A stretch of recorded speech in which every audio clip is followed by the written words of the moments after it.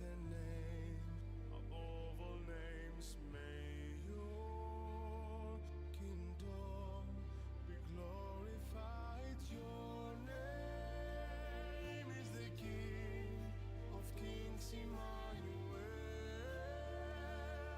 Lord of Lords. Yes, you are Alpha and Omega, resurrection and life.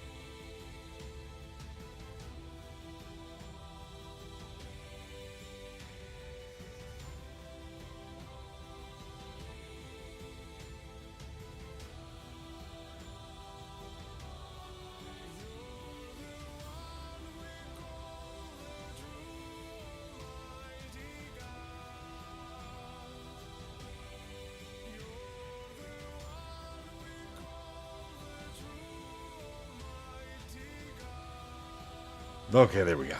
Good morning, everybody. Good morning. I hope you guys are doing well. How are you? Listening to the jams?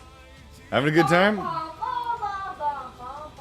Yeah, and then there's my daughter, so you know they're here. My children are here. They're going to be listening as we read. But I hope you guys are doing well. I hope you had a great Easter. Christ is risen. It's great. It's great news for everybody. You know, we're saved from our sins, and whew, that's really the best news. It's really the best news out there. Thank the Lord. No. Easter is when he rose from the dead. Oh, but it's all good. So Rebozo has claimed first. We have Roki has claimed second. We have Baines has claimed third, and Caffeinated Squirrel has claimed the first, fourth and beyond. Although we should technically give it to Tomahawk to claim the first fourth, but that's okay. Tomahawk then got the fifth or first, or second or first, fourth, second or first, fourth. I'm gonna get messed up doing that. And then Sir Bacon with another fourth and beyond. It's good to see you guys. Captain Sammy, welcome in, my lord. 40 stream streak. And Caffeinated Squirrel with a 7 stream streak. I hope you guys are having fun. Maximum, hello Rico, smiles ominously. Oh, it's good to see you, I think. Ominously. Welcome in. Hope you guys are doing well. Hope you all had a wonderful Ghoulie. Golf Ghoulie. Well, look at that. A noble battle sister in Christ. Are you done already? Are you finished already? I was lurking in your stream. I didn't know that you were mission complete so soon. But guys, make sure you follow Golf Ghoulie, another marvelous battle sister in Christ, very worthy of your time. Absolutely glorious streamer. You guys gotta check her out. She's a lot of fun. Great personality, marvelous voice, and just wildly talented artiste and a hilarious person in general. Just make sure you give her a follow. Go say hello. She's very worthy of your time. Trust me. What'd you have to say? I will sadly be lurking because internet decided not to work. Oh, is that what happened? Well, you know what? Follow her even more. Give her some subs and blessings and stuff. She really deserves it. And hopefully she can get her internet fixed. I'm sorry. I hate it when that happens. That's always the worst, isn't it? Maximum with 10 more bits. But I need to lurk for some springish cleaning so you're safe for now. Thank goodness. Thank goodness. Oh, praise the Lord. Good. Well, it's good to have you guys in. Thank you for the raid, Ghoulie, and all of you from Ghoulie's stream. I know that I am pale in comparison to her magnificence, but I will try to serve you as well as she did, if not, as much as I can. Today it's a reading stream, so I'm doing audio reading of Prince Caspian for all of you. We are about halfway through the book. We're starting on chapter 7 today. If you guys yeah, no, it's okay. And then we've already read The Magician's Nephew, Lion, the Witch, and the Wardrobe, and The Horse and His Boy. So we've read those first 3 books, and now we're on Prince Caspian. So we're back with the Pevensey children. They have re-entered Narnia, and as a brief recap, did you want to say the recap? Okay, my son's gonna give you the recap real quick of we're up to chapter 7. So go ahead. Okay, so the Pevensey children were going to school on this train, okay? But before they boarded, everything started crumbling and falling away, but not to the other people around them. It only looked like the Pevenseys. Yeah. So that's how they entered Narnia. And then they found the ruins of Cair Paravel. Cair Paravel. Their castle when they were kings and queens of Narnia. And then they rescued this dwarf named, Trumpkin. Yeah, and then he tells the backstory of Prince Caspian and why he was captured. So, the backstory of Prince Caspian was that Prince Caspian lived with his evil uncle Miraz. So, he was Who has telling usurped the throne from him after his father's death. Yeah, so, Trumpkin tells the Pevensies that, Caspian was telling Miraz all of the stories of Narnia, Yeah. which Caspian heard those from the nurse. So Miraz sent the nurse away and replaced the nurse with a tutor named Dr. No, that's from Once Upon a Forest. Dr. Cornelius is Yeah, the name Cornelius. of is the name of the. Yeah, but there's also a Dr. Cornelius in Once Upon a Forest. There was well, he was a badger too. I don't know. Maybe Once Upon a Forest happened in Narnia. You know what I mean? Anyway, yeah. So, Dr. Cornelius actually was, I think, a Narnian, right? So Dr. Cornelius was Yeah, he was a telling Narnian Caspian- and he was a mix of Telmarine and- Telmarine and dwarf. Yeah. Yeah. So So he was telling Critter Caspian- Hibbs, what's up? So in the middle of the night. Yeah, he was. In the middle of the night, or when nobody was looking, or could hear, he would tell Caspian stories of Narnia. Yeah, But because then, the Telmarines who took over the country, who took over Narnia, they destroyed Narnia. They got rid of, like, the talking beasts have all fled. The dryads and the naiads have all retreated into themselves, so they just seem like trees now. And then the fauns and the dwarves and all the wonderful creatures of Narnia have gone into hiding. So the now- Telmarines are afraid, and so they're trying to take over, and they refuse to talk about the past of Narnia under King Miraz. But go ahead. So anyway, yeah. But then one night, here, Caspian. Was Hold on one supposed to second. Dex Kenny and Pace 14. I think that's how you say it. Welcome in. Welcome to the Legion. I'm honored. Thank you for the follow. Sorry, continue. So, Caspian was supposed to inherit the throne after Miraz, but when Miraz's son was born, Cornelius told Caspian to fled. So To flee. To flee. Yeah, sorry. So He packed up helped everything, Caspian escape into the forest to find the Narnians. and then Caspian rode off. The fireworks shooting off in the background to celebrate the birth of the new prince. Yes. And then once Caspian has gone into the forest away from the Telmarines and his uncle King Miraz, and he winds up finding some dwarves. One was named Nickabrick, the other was Trumpkin, and then a badger named Truffle Hunter. And what they did is they bled him to the rest of the Narnians, who then all swore their loyalty to Caspian, and they have all decided to fight a war to reclaim his throne. So that's pretty much where we're at in chapter 7. Yes. No, the dwarf who was telling the story wasn't Trumpkin. It was something else. Yeah, his name wasn't Pickle Muffin either. It was something else. But we'll get back to them. I thought it was. I'm pretty sure it's not. It was. Let me see if I can find it real quick. I know he says his name because they rescued him.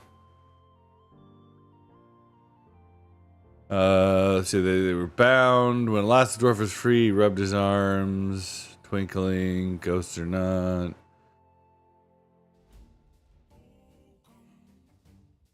But anyway, I'm sure I can find it for you, but it wasn't, I don't think it was Trumpkin. Either way, that's where we're at. Can you stop saying that? Thank you, honey. I don't remember. It was a funny name. Anyway, I'll have to.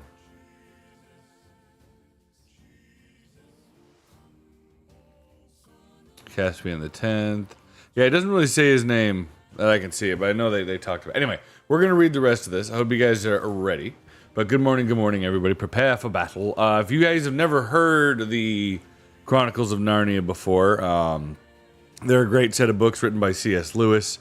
We are reading through these as a thank you to all of you for your very kind donations earlier this year, where you guys had blessed us with the ability to come down here to Florida and find a job. That was all thanks to you guys. I couldn't have done that without your generosity, and so this is part of fulfilling that those goals and stuff like that.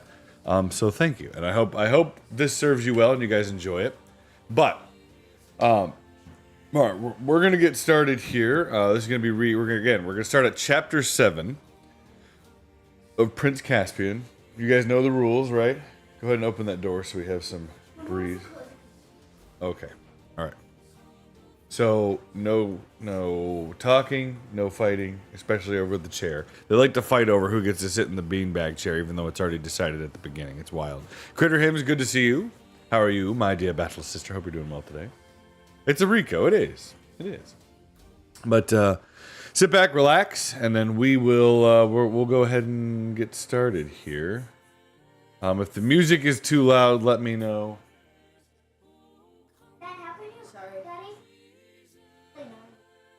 Because I don't have any Narnia music. That's why. I don't have it in the playlist. No, that's okay. Thank you. You guys have a seat. Appreciate your time. Oh, anyway. All right. So let's see. We should. I sound okay. Everything clear. Make sure I'm not. Yeah. Okay. Sometimes there were a couple times I started up and I was on like high pitched. Did somebody curse you like right away? Yeah, somebody. It could have been anybody. It may have been my children coming in here pressing buttons, but that's all right. It's how it is. Oh, there is something else too. I forgot that I'm actually going to be on Game of Favorites with Pitoni and Yanzaya Friday night. So if you guys see the schedule, you'll see it says Gardic Phone. We're still going to do Gardic Phone. It's going to be after Game of Favorites is over. So if you're looking forward to some Gardic Phone, you're just going to have to wait like an hour or two after we play Game of Favorites, and then we'll do that. But bear that in mind. I goofed on the schedule because I forgot. It was a whole lot. It was my bad. But so we'll be doing that on Friday. So just FYI, I'll talk more about that after we're done reading today. But but yeah, we got a whole schedule. Check it out. But here we go. All right. So chapter 7. Old Narnia in danger. The place where they had met the fauns was, of course, Dancing Lawn itself, and here Caspian and his friends remained till the night of the Great Council. To sleep under the stars, to drink nothing but well water, and to live chiefly on nuts and wild fruit was a strange experience for Caspian after his bed with silken sheets in a tapestried chamber at the castle, with meals laid out on gold and silver dishes in the anteroom, and attendants ready at his call. But he had never enjoyed himself more. Never had sleep been more refreshing, nor food tasted more savory, and he began already to harden, and his face wore a kinglier look. When the great night came, and his various strange subjects came stealing into the lawn by ones and twos, or threes, or by sixes and sevens, the moon then shining almost at her full, his heart swelled as he saw their numbers and heard their greetings. All whom he had met were there. Bulgy bears and red dwarves and black dwarves, moles and badgers, hares and hedgehogs, and others whom he had not yet seen. 5 satyrs as red as foxes, the whole contingent of talking mice, armed to the teeth and following a shrill trumpet. Some owls, the old raven of Ravenscar, last of all, and this took Caspian's breath away, with the centaurs came a small but genuine giant. Wimbleweather of Dead Man's Hill, carrying on his back a basket full of rather seasick dwarves who'd accepted his offer of a lift and were now wishing they had walked instead. The bulgy bears were very anxious to have the feast first and leave the council till afterward, perhaps till tomorrow. Reepicheep and his mice said that councils and feasts could both wait, and proposed storming Miraz in his own castle that very night. Pattertwig and the other squirrels said they could talk and eat at the same time, so why not have the council and feast all at once? The moles proposed throwing up entrenchments round the lawn before they did anything else. The fawns thought it would be better to begin with a solemn dance. The old raven, while agreeing with the bears that it would take too long to have a full council before supper, begged to be allowed to give a brief address to the whole company. But Caspian and the centaurs and the dwarves overruled all these suggestions and insisted on holding a real council of war at once.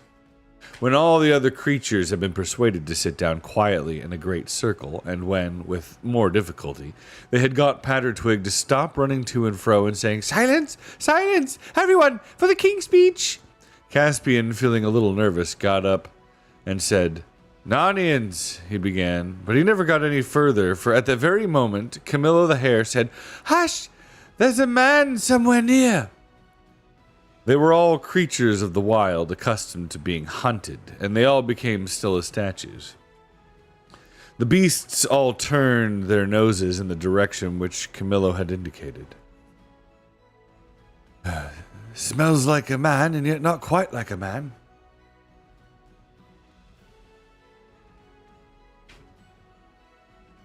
Whispered Truffle Hunter. "It's getting steadily nearer," said Camillo. "2 badgers and 3 dwarves, with your bows at the ready. Go softly off to meet it," said Caspian. "We'll settle in," said a dwarf grimly, fitting a shaft to his bowstring. "No, don't shoot it if it is alone," said Caspian. "Catch it." "Why?" asked the dwarf. "Do as you're told," said Glenstorm the centaur. Everyone waited in silence while the 3 dwarves and 2 badgers trotted stealthily across to the trees on the northwest side of the lawn. Then came a sharp dwarfish cry, "Oh, stop! Who goes there?" and a sudden spring. A moment later, a voice, which Caspian knew well, could be heard saying, all right, I'm unarmed. Oh, take my wrist if you like, worthy badgers, but don't bite right through them. I want to speak to the king." "Dr. Cornelius!" cried Caspian with joy, and rushed forward to greet his old tutor. Everyone else crowded round. "Pff," said Nickabrick. "A renegade dwarf, a half and a halfer. Shall I pass my sword through his throat?" "Oh, be quiet, Nickabrick," said Trumpkin. "The creature can't help its ancestry." "Well, this is my greatest friend and the savior of my life," said Caspian, "and anyone who doesn't like his company may leave my army at once. Dearest doctor, I'm glad to see you again. However did you find us out?" "Oh, by a little use of simple magic, your majesty," said the doctor, who was still puffing and blowing from having walked so fast. "There's no time to go into that now. We must all fly from this place at once. You are already betrayed, and Miraz is on the move. Before midday tomorrow, you will be surrounded." "Betrayed," said Caspian, "and by whom?" "Another renegade dwarf, no doubt." Oh, sorry, this was Nickabrick. "Another renegade dwarf, no doubt," said Nickabrick. "By your horse Destria," said Dr. Cornelius. "The poor brute knew no better. When you were knocked off, of course, he went dawdling back to his stable in the castle. And then the secret of your flight was known. I made myself scarce, having no wish to be questioned about it in Miraz's torture chamber. I had a pretty good guess from my crystal as to where I should find you, but all day, that was the day before yesterday, I saw Miraz's tracking parties out in the woods. Yesterday I learned that his army is out, and I don't think some of your own, pure-blooded dwarfs have as much woodcraft as might be expected. Oh, you've left tracks all over the place. Great carelessness. At any rate, something has warned Miraz that old Narnia is not so dead as he had hoped, and he is on the move." "Oh, hurrah!" said a very shrill and small voice from somewhere at the doctor's feet. "Let them come, and I'll ask that the king will put me and my people in the front." "What on earth," said Dr. Cornelius, "has your majesty got grasshoppers or mosquitoes in your army?" And then after stooping down and peering carefully through his spectacles, he broke into a laugh. "By the lion," he swore, "it's a mouse. Signor Mouse, I desire your best acquaintance. I am honored by meeting so valiant a beast. My friendship you shall have, learned man, piped Reepicheep, and any dwarf or giant in the army who does not give you good language shall have my sword to reckon with.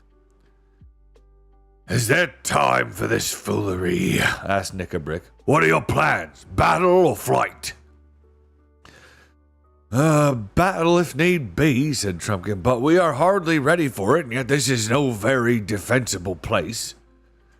I don't like the idea of running away, said Caspian. Hear him, said the Bulgy Bears. Whatever we do, don't let's have any running, especially not before supper, and not so soon after it neither. Those who run first do not always run last, said the Centaur. And why should we let the enemy choose our position instead of choosing it ourselves? Let us find a strong place. Oh, that's wise, your majesty, that's wise, said Truffle Hunter. But where are we to go? Asked several voices. Your majesty, said Dr. Cornelius, and all you variety of creatures, I think we must fly east and down the river to the great woods. The Telmarines hate that region. They have always been afraid of the sea and of something that may come over the sea. That is why they have let the great woods grow up. If tradition speak true, the ancient Cair Paravel was at the river mouth. All that part is friendly to us, and hateful to our enemies. We must go to Aslan's How. Aslan's How, said several voices. We do not know what that is. It lies within the skirts of the great woods, and it is a huge mound which Narnians raised in the very ancient times over a very magical place, where they stood, and perhaps still stands, a very magical stone. The mound is all hollowed out within its galleries and caves, and the stone is the central cave of all. There is room in the mound for all of our stores, and then, of course, there would have been need of cover, and most accustomed to underground life can be lodged in the caves. The rest of us can lie in the wood. At a pinch of all, except this worthy giant, could retreat into the mound itself, and there we should be beyond the reach of every danger except famine. Oh, it is a good thing we have a learned man among us, said Truffle Hunter, but Trumpkin muttered something under his breath. Oh, soup and celery. I wish our leaders would think less about these old wives' tales and more about victuals and arms. Oop, hold on. We're in an ad break. We're going to take a brief pause so you guys don't miss anything. So you don't miss anything. It's for you. Everybody, go get a sip. Relax. Chill for a minute. And let me know when you're back, if you can. Let me know when you're back, if you can. I'll ask again in about a minute. Do you guys need to use the bathroom or get water or anything? Okay. Do. Oh. It's always tough when there's so many different voices. I'm getting close to 150k points, Rico. Oh. Sailor David, my lord. Victory shall soon be yours. Oh. It's a good stretch. It's a good stretch. Oh. Gotta make sure I go for a walk in a little bit.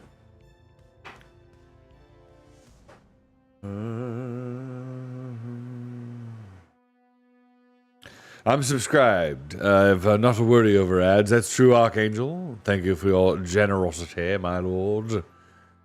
But for those who are not, you should be back in now. So is everybody back from the ads? Are the ads over? Are those who are not subscribed back?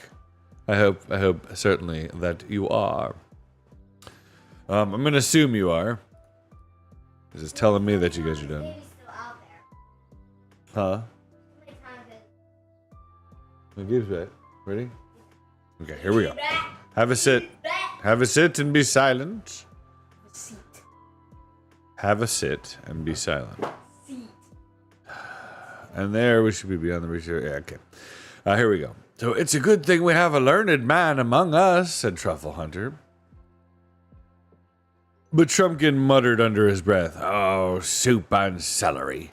I wish our leaders would think less about these old wives' tales and more about victuals and arms."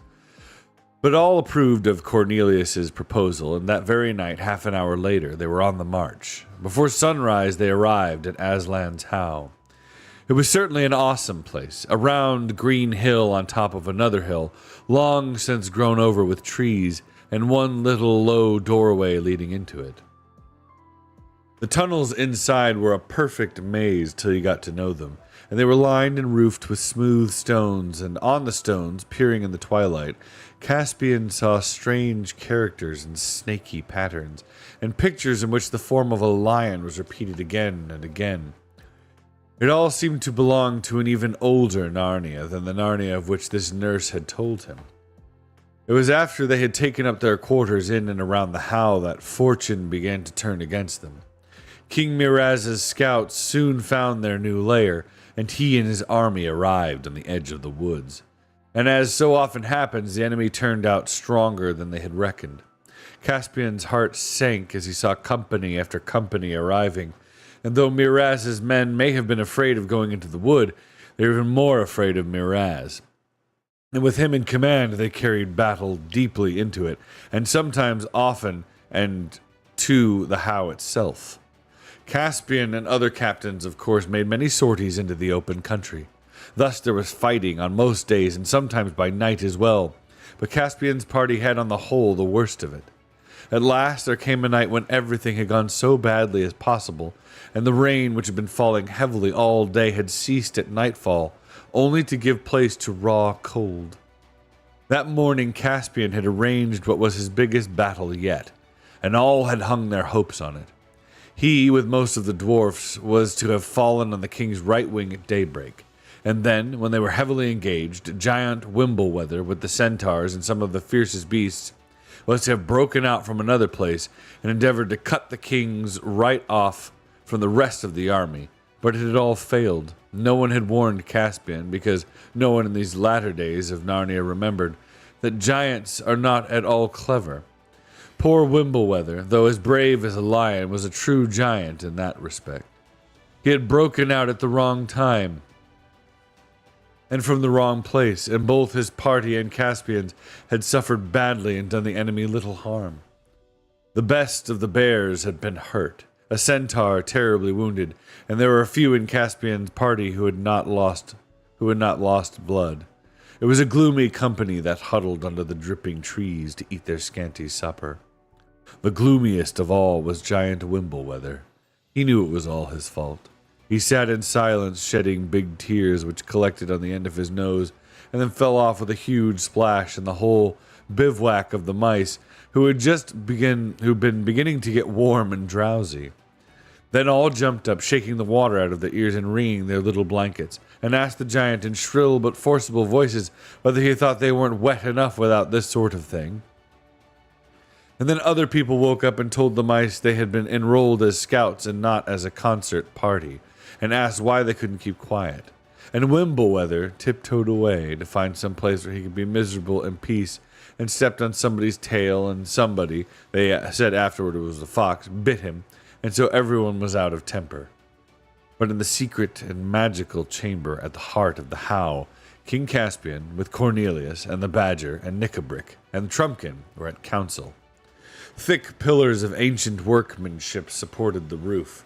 In the center was the stone itself.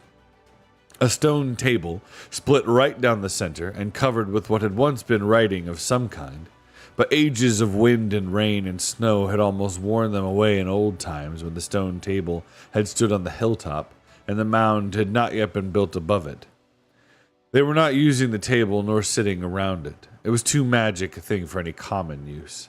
They sat on logs a little way from it, and between them was a rough wooden table on which stood a rude clay lamp lighting up their pale faces and throwing big shadows on the walls.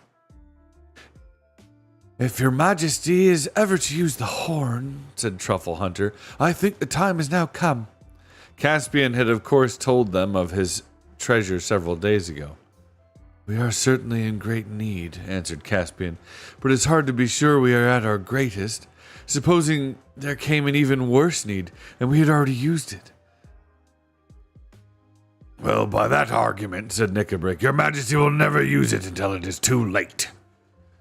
I agree with that, said Dr. Cornelius. And what do you think, Trumpkin? Asked Caspian. Oh, well, as for me, said the Red Dwarf, who had been listening with complete indifference, your majesty knows what I think of the horn, and that bit of broken stone over there, and your great King Peter, and your lion Aslan, are all eggs and moonshine. It's all one to me whether your majesty blows the horn. All I insist on is that the army is told nothing about it. There's no good raising hopes of magical help, which, as I think, are supposed to be disappointed. Then, in the name of Aslan, we will wind Queen Susan's horn, said Caspian. There is one thing, sire, said Dr. Cornelius, that should perhaps be done first. We do not know what form the help will take. It might call Aslan himself from oversea, but I think it is more likely to call Peter, the High King, and his mighty consorts down from the high past. But in either case, I do not think we can be sure that the help will come to this very spot. You never said a truer word, put in Trumpkin. I think, went on the learned man, that they or he will come back to one or other of the ancient places of Narnia. This, where we now sit, is the most ancient and most deeply magical of all, and here, I think, the answer is likeliest to come. But there are two others, one in Lantern Waste, upriver, west of Beaver's Dam, where the royal children first appeared in Narnia, as the records tell. The other is down at the river mouth, where their castle of Cair Paravel once stood. And if Aslan himself comes, that would be the best place for meeting him too. For every story says that he is the son of the great emperor over the sea, and over the sea he will pass. I should like very much to send messengers to both places, to Lantern Waste and the river mouth, to receive them, or him, or it is. Just as I thought, muttered Trumpkin. The first result of all this foolery is not to bring us help, but to lose us 2 fighters. Who would you think of sending? This is Caspian. Who would you think of sending, Dr. Cornelius? Asked Caspian. Oh, squirrels are best for getting through enemy country without being caught, said Truffle Hunter. All our squirrels, and we haven't many, said Knickerbrick, are rather flighty. The only one I'd trust on a job like that would be Pattertwig. Well, let it be Pattertwig then, said King Caspian. And who for our other messenger? I know you'd go, Truffle Hunter, but you haven't the speed. Nor you, Dr. Cornelius. I won't go, said Knickerbrick. With all these humans and beasts about, there best to be a dwarf here to see that the dwarves are fairly treated. Oh, thimbles and thunderstorms, cried Trumpkin in a rage. Is that how you speak to the king? Send me, sire, I'll go. But I thought you didn't believe in the horn, Trumpkin, said Caspian. No more I do, your majesty, but what's that got to do with it? Might as well die on a wild goose chase as die here. You are my king. I know the difference between giving advice and taking orders. You've had my advice, and now it's time for the orders. I'll never forget this, Trumpkin, said Caspian. Send for Pattertwig, one of you, and then I shall blow the horn. I would wait for sunrise, your majesty, said Dr. Cornelius. That sometimes has an effect in operations of white magic. A few minutes later, Pattertwig arrived and had his little task explained to him. As he was, like many squirrels, full of courage and dash and energy and excitement and mischief, not to say conceit, he no sooner heard it than he was eager to be off. It was arranged that he should run for Lantern Waste, while Trumpkin made the shorter journey to the river mouth. After a hasty meal, they both set off with the fervent thanks and good wishes of the king, the badger, and Cornelius. Chapter 8. So we're finally at Chapter 8. Doki, good to see you. How they left the island. And so, said Trumpkin, for as you have realized, it was he who had been telling all this story to the 4 children sitting on the grass in the ruined hall of Cair Paravel. And so I put a crust or two in my pocket, left behind all the weapons but my dagger, and took to the woods in the grey of the morning. I'd be plugging away for many hours when there came a sound that I'd never heard the like of in my born days. I won't forget that. The whole air was full of it, loud as thunder but far larger, cool and sweet as music over water, but strong enough to shake the woods. And I said to myself, if that's not the horn, call me a rabbit. And a moment later, I wondered why he hadn't blown it sooner. Well, what time was it? Asked Edmund. Between 9 and 10 o'clock, I believe, said Trumpkin. Just when we were at the rail station, said all the children, and looked at one another with shining eyes.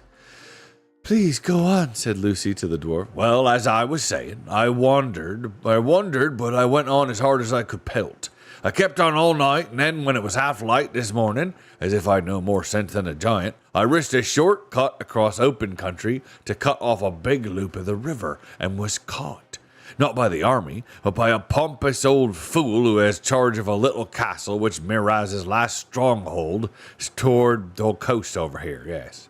I needn't tell you they got no true tale out of me, but I was a dwarf and that was enough. But lobsters and lollipops, it's a good thing the Seneschal was a pompous fool. Anyone else would have run me through here and there.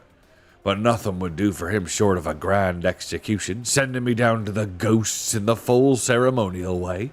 And then this young lady, he nodded at Susan, does her bit of archery, and it was pretty shooting, let me tell you. And here we are, and without my armor, for of course they took that. He knocked out and refilled his pipe. Great Scott, said Peter. So it was the horn. Your own horn, Sue, that dragged us all off that seat on the platform yesterday morning. I can hardly believe it. Yet it all fits in. I don't know why you shouldn't believe it, said Lucy. If you believe in magic at all, aren't there lots of stories about magic forcing people out of one place, out of one world, into another? I mean, when a magician in the Arabian Nights calls up a djinn, it has to come. We had to come, just like that. Yes, said Peter. I suppose that makes it feel so queer that that in the stories it's always someone in our world who does the calling. One doesn't really think about where the djinn's coming from. And now we know what it feels like for the djinn, said Edmund with a chuckle. Golly, it's a bit uncomfortable to know that we can be whistled for like that. It's worse than what Father says about living at the mercy of the telephone. But we want to be here, don't we? Said Lucy. If Aslan wants us. Meanwhile, said the dwarf, what are we to do? I suppose I better go back to King Caspian and tell him no help has come. No help, said Susan, but it has worked, and here we are. Yes, to be sure, I see that, said the dwarf, whose pipe seemed to be blocked. At any rate, he made himself very busy cleaning it. Well, I mean... Oh, but you don't see who we are, shouted Lucy. You are stupid. I suppose you are the 4 children out of the old stories, said Trumpkin, and I'm very glad to meet you, of course, and, it's very interesting, no doubt. But no offense? And he hesitated again. Oh, do get on and say whatever you're going to say, said Edmund. Well, then, no offense, said Trumpkin. But, the king and truffle hunter and Dr. Cornelius were expecting, well, if you see what I mean, help. To put it another way, I'd think they'd been imagining you as great warriors. As it is, we're awfully fond of children and all that, but just at the moment in the middle of the war, I'm not so sure you understand. You mean you think we're no good, said Edmund, getting red in the face. Now, pray don't be offended, interrupted the dwarf. I assure you, my dear little friends, little from you is really a bit too much, said Edmund, jumping up. I suppose you don't believe we won the Battle of Baruna? Well, you can say what you like about me, because I know there's no good losing your tempers, said Peter. Let's fit him out with fresh armor and fit ourselves out from the treasure chamber, and have a talk after that. I don't quite see the point, began Edmund, but Lucy whispered in his ear, Hadn't we better do what Peter says? He is the High King, and I think he has an idea.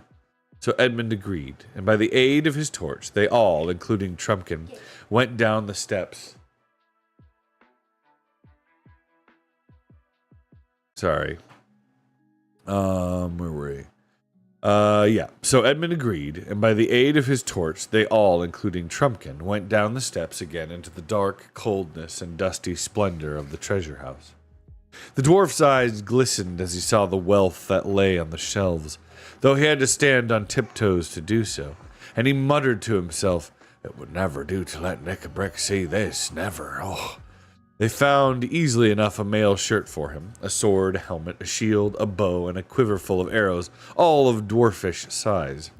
The helmet was of copper, set with rubies, and there was gold on the hilt of the sword.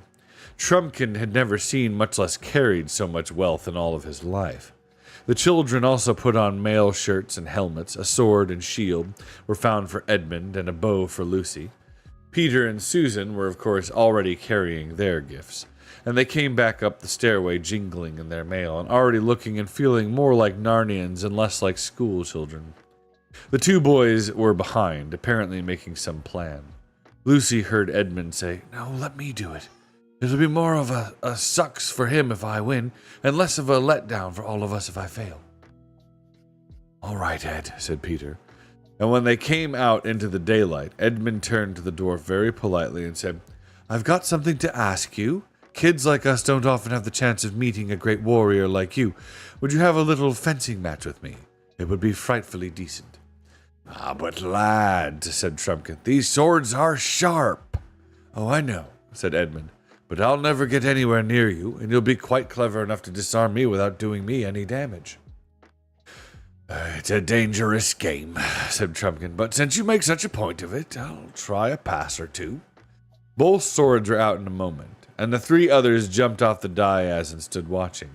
It was well worth it. It was not like the silly fighting you see with broadswords on the stage. It was not even like a rapier fighting, which you sometimes see rather better done. This was a real broadsword fighting. The great thing is to slash at your enemy's legs and feet before they are the part that have no armor. And when he slashes at yours, you jump with both feet off the ground so that his blow goes under them. This gave the dwarf an advantage, because Edmund, being much taller, had to always be stooping. I don't think Edmund would have had a chance if he had fought Trumpkin 24 hours earlier, but the air of Narnia had been working upon him ever since they arrived on the island, and all his old battles came back to him, and his arms and fingers remember their old skill. He was King Edmund once more. Round and round the two combatants circled, stroke after stroke they gave, and Susan, who never could learn to like this sort of thing, shouted out, "Oh, do be careful!" And then so quickly that no one, unless they knew, as Peter did, could quite see how it happened, Edmund flashed his sword round with a peculiar twist. The dwarf's sword flew out of his grip, and Trumpkin was wringing his empty hand as you do after a sting from a cricket bar. "Not hurt, I hope, my dear little friend," said Edmund, panting a little, and returning his own sword to its sheath.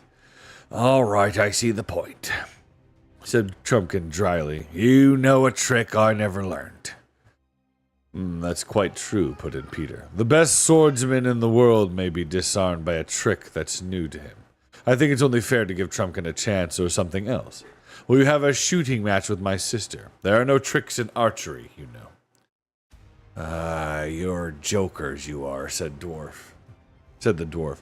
"I begin to see if I didn't know how she can shoot after what happened this morning. All the same, I'll have a try." He spoke gruffly, but his eyes brightened, for he was a famous bowman among his own people. All 5 of them came out into the courtyard. "What's to be the target?" asked Peter. I think that apple hanging over the wall on the branch there would do," said Susan. "Aye, that'll do nicely, lass," said Trumpkin. "You mean the yellow one near the middle of the arch?" "No, not that one," said Susan. "The red one up above, over the battlement." The dwarf's face fell. "Looks more like a cherry than an apple," he muttered, but he said nothing about that out loud. They tossed up the first shot, greatly to the interest of Trumpkin, who had never seen a coin toss before.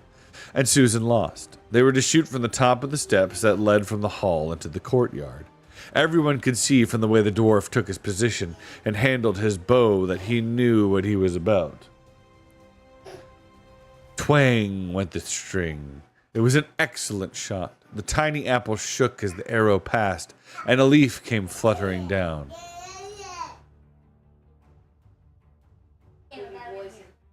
Yeah, the baby's in here. Then Susan went to the top of the steps and strung her bow.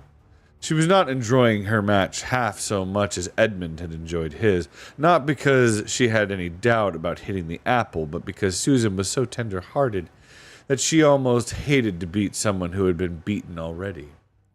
The dwarf watched her keenly as she drew the shaft to her ear.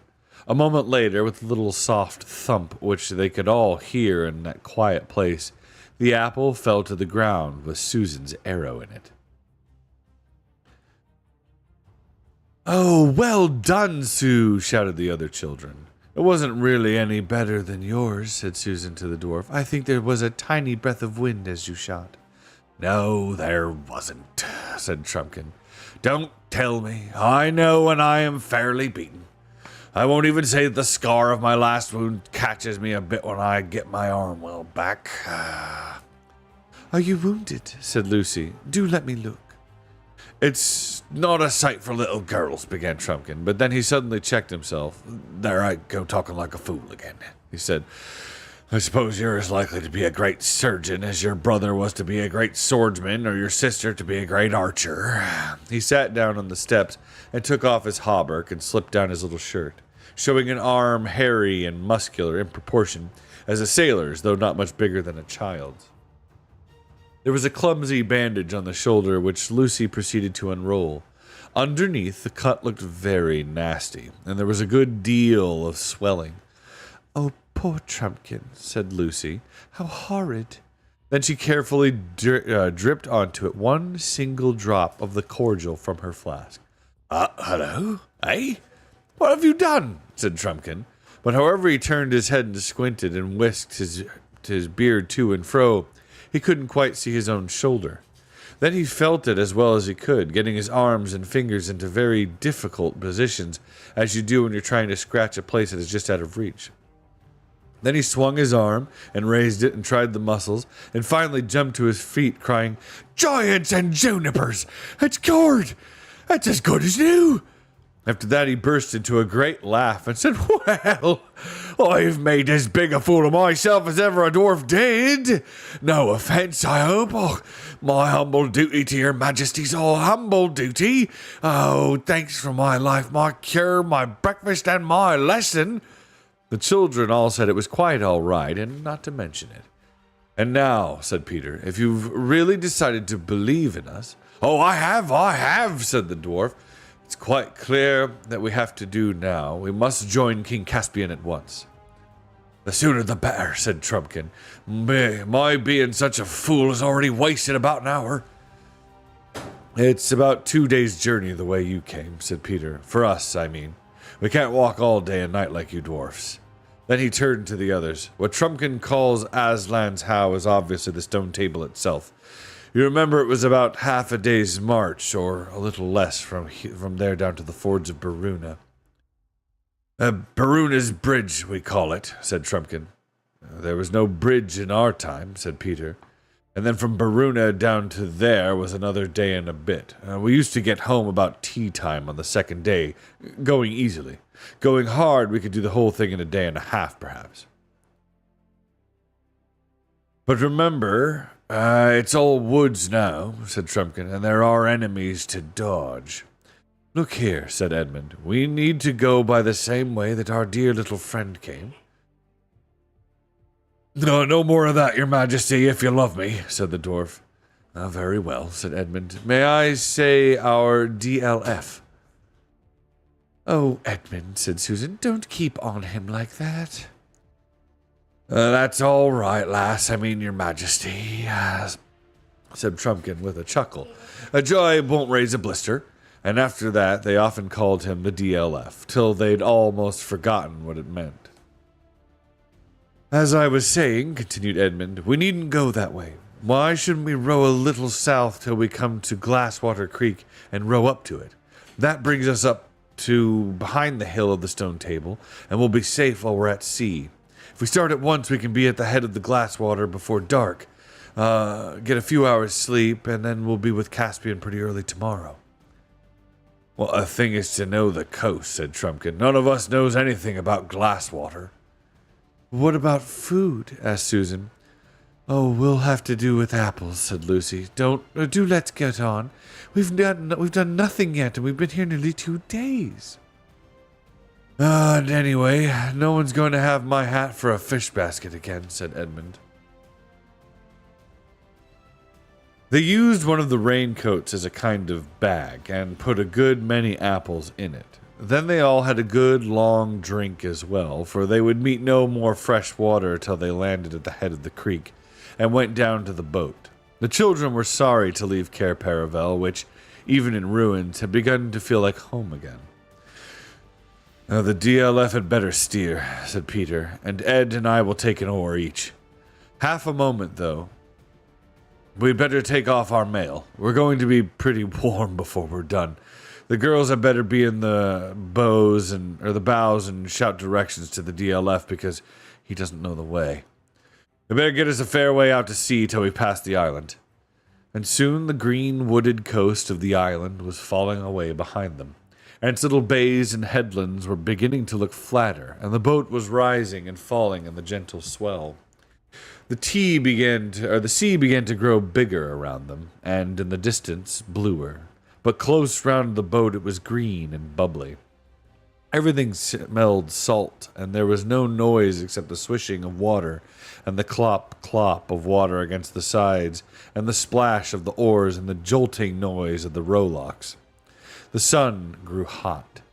It was daylight for Lucy and Susan in the bows, in the bows, bending over the edge and trying to get their hands in the sea, which they could never quite reach. The bottom, mostly pure, pale sand, but with occasional patches of purple seaweed, could be seen beneath them. Oh, it's like old times, said Lucy. Do you remember our voyage to Terabithia and Galma and 7 Isles and the Lone Islands? Yes, said Susan, and our great ship, the Splendor Hylin.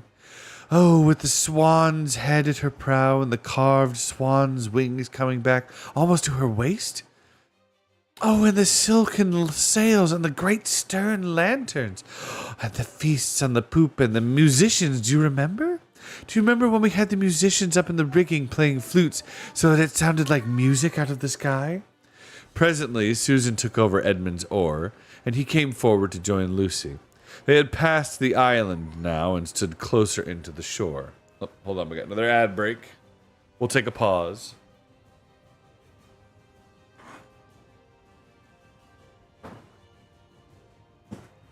Yeah, you need to stop making so much noise, chat. You're just out there like clanging and banging and... Yeah.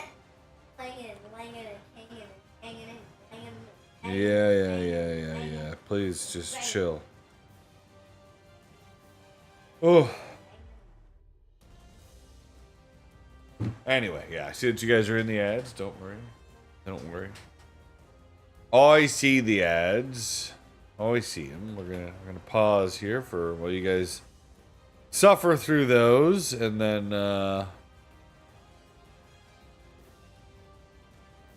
get y'all out pretty quick. Oh, big stretch, everybody. It's already 11. I've only been reading an hour. Not too bad. Yeah, it does. It can. That's for sure. Sorry, I'm adjusting something there. But that's not making too much noise. 10, 9, We're at top. 8, 7. Yeah, the ads will be over here in just a few seconds. 2, 1, a boo.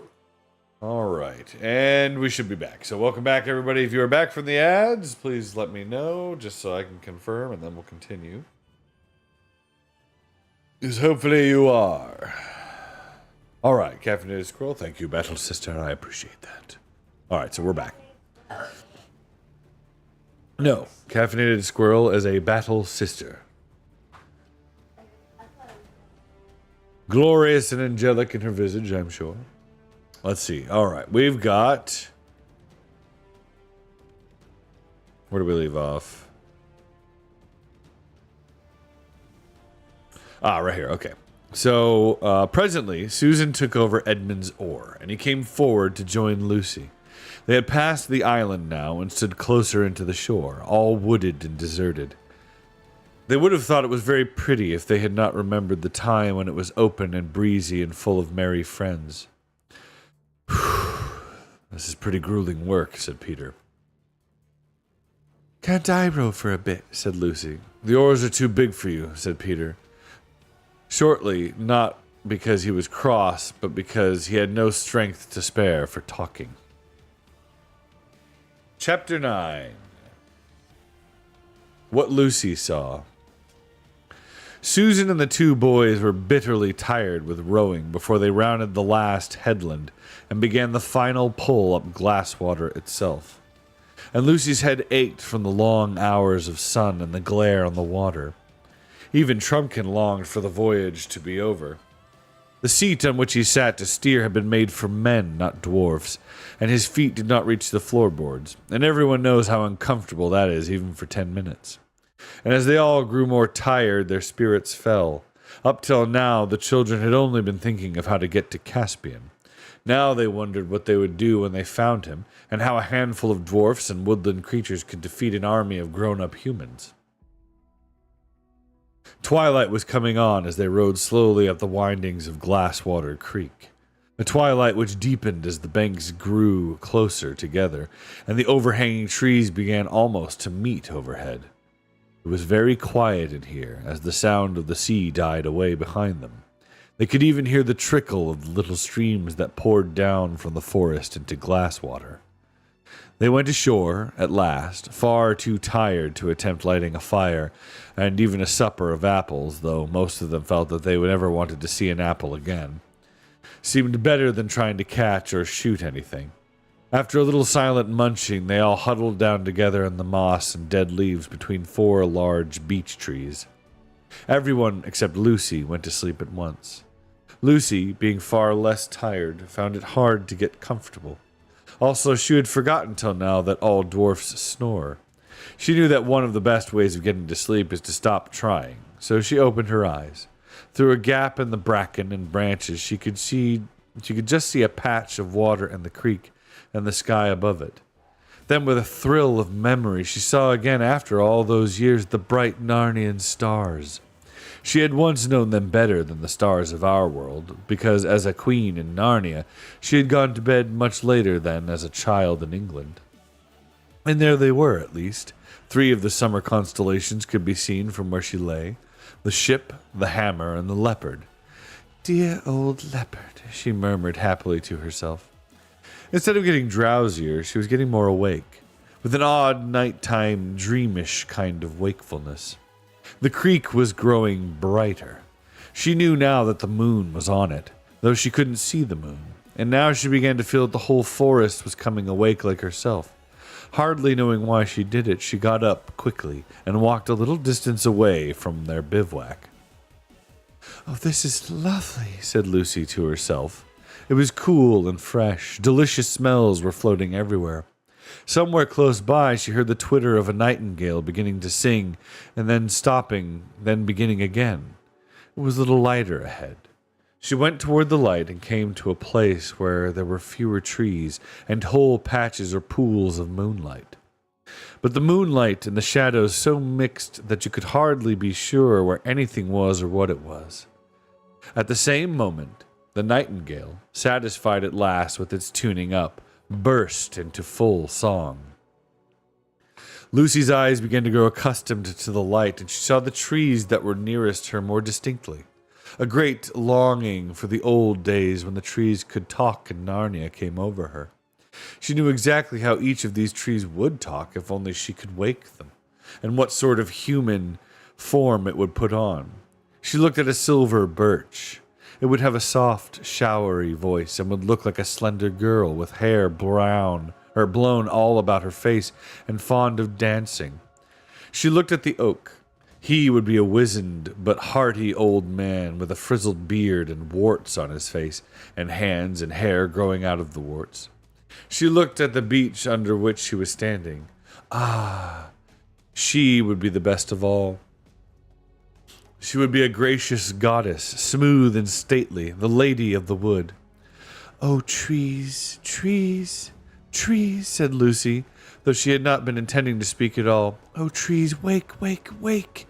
Don't you remember it? Don't you remember me? Dryads and hamadryads. Come out, come to me." Though there was not a breath of wind, they all stirred about her. The rustling noise of the leaves was almost like words. The nightingale stopped singing as if to listen to it. Lucy felt that at any moment she would begin to understand that the trees were trying to say, but the moment did not come. The rustling died away. The nightingale resumed its song. Even in the moonlight, the wood looked more ordinary again. Yet Lucy had the feeling, as you sometimes have when you are trying to remember a name or a date and almost get it, but it vanishes before you really do, that she had just missed something. As if she had spoken to the trees a split second too soon, or a split second too late, or used all the right words except one, or put in one word that was just wrong. Quite suddenly she began to feel tired. She went back to the bivouac, snuggled down between Susan and Peter, and was asleep in a few minutes. It was a cold and cheerless waking for them all next morning, with a gray twilight in the wood. For the sun had not yet risen, and everything damp and dirty. Apples, hi-ho," said Trumpkin with a rueful grin. "I must say you ancient kings and queens don't overfeed your courtiers." They stood up and shook themselves and looked about. The trees were thick, and they could see no more than a few yards in any direction. "I suppose your majesties know the way all right," said the dwarf. "I don't," said Susan. "I've never seen these woods in my life before. In fact, I thought all along the way we had gone by the river." "And I think you might have said so at the time," answered Peter with pardonable sharpness. "Oh, don't take any notice of her," said Edmund. "She always is a wet blanket. You've got that pocket compass of yours, Peter, haven't you? Well, then, we're as right as rain. We've only got to keep on going northwest, cross that little river, and, what do you call it? The Rush." "I know," said Peter. "The one that joins the big river at the fords of Baruna, or Baruna's Bridge, as the DLF calls it." "That's right. Cross it and strike uphill, and we'll be at the stone table, Aslan's How, I mean, by 8 or 9 o'clock. I hope King Caspian will give us a good breakfast." "I hope you're right," said Susan. "I can't remember all that at all." "That's the worst of girls," said Edmund to Peter and the dwarf. "They never carry a map in their heads." "That's because our heads have something else inside them," said Lucy. At first, things seemed to be going pretty well. They even thought they had struck an old path, but if you know anything about woods, you will know that one is always finding imaginary paths. They disappear after about 5 minutes, and then you think you found another, and hope it is not another, but more of the same one, and it also disappears. And after you have been well lured out of your right direction, you realize that none of them were paths at all. The boys and the dwarf, however, were used to woods, and were not taken in for more than a few seconds. They had plodded on for about half an hour, 3 of them very stiff from yesterday's rowing, when Trumpkin suddenly whispered, "Stop!" They all stopped. "There's something following us," he said in a low voice, "or rather, something keeping up with us, over there on the left." They all stood still, listening and staring till their ears and eyes ached. "You and I better each have an arrow on..." Oh, this is Susan, sorry. "You and I better have an arrow on the string," said Susan to Trumpkin. The dwarf nodded, and when both bows were ready for action, the party went on again. They went a few dozen yards through fairly open woodland, keeping a sharp lookout. Then they came to a place where the undergrowth thickened, and they had to pass nearer to it. Just as they were passing the place, there came a sudden something that snarled and flashed, rising out from the breaking twigs like a thunderbolt. Lucy was knocked down and winded, hearing the twang of a bowstring as she fell. When she was able to take notice of things again, she saw a great grim-looking gray bear lying dead with Trumpkin's arrow in its side. "The DLF beat you in that shooting match, Sue," said Peter with a slightly forced smile. Even he had been shaken by this adventure. I left it too late," said Susan in an embarrassed voice. "I was so afraid it might be, one of our kind of bears, a talking bear." She hated killing things. "That's the trouble of it," said Trumpkin. "When most of the beasts have gone enemy and gone dumb, but there are still some of the other kind left. You never know, and you daren't wait to see." "Oh, poor old Bruin," said Susan. "You don't think he was?" "Not he," said the dwarf. "I saw the face and I heard the snarl. He only wanted a little girl for breakfast. And talking of breakfast, I didn't want to discourage your majesties when you said you hoped King Caspian would give you a good one, but meat's precious scarce in camp, and there's good eating on a bear. It would be a shame to leave the carcass without taking a bit, and it won't delay us more than half an hour. I dare say you two youngsters, kings I should say, know how to skin a bear." "Oh, let's go and sit down a fair way off," said Susie to Lucy. "I know what a horrid, messy business that is." Lucy shuddered and nodded, and when they had sat down, she said, "Such a horrible idea has come to my head, Sue." "What's that?" "Wouldn't it be dreadful if someday in our own world, at home, men started going wild inside like the animals here, and still looked like men, so that you'd never know which were which?" "Oh, we've got enough bother to practice here in Narnia," said the practical Susan, "without imagining things like that." When they rejoined the boys and the dwarf, as much as they thought they could carry of the best meat had been cut off. Raw meat is not a nice thing to fill one's pockets with, but they folded it up in fresh leaves and made the best of it.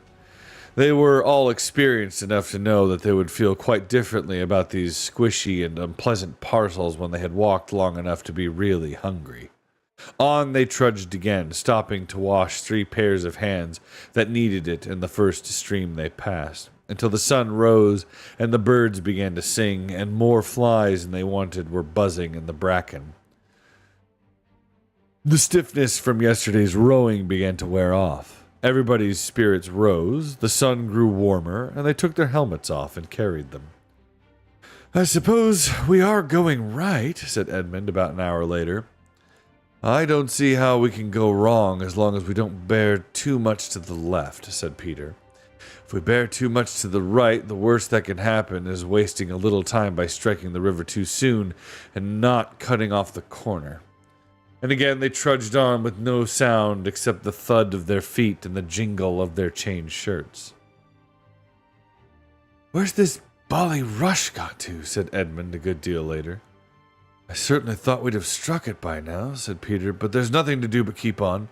They both knew that the dwarf was looking anxiously at them, but he said nothing.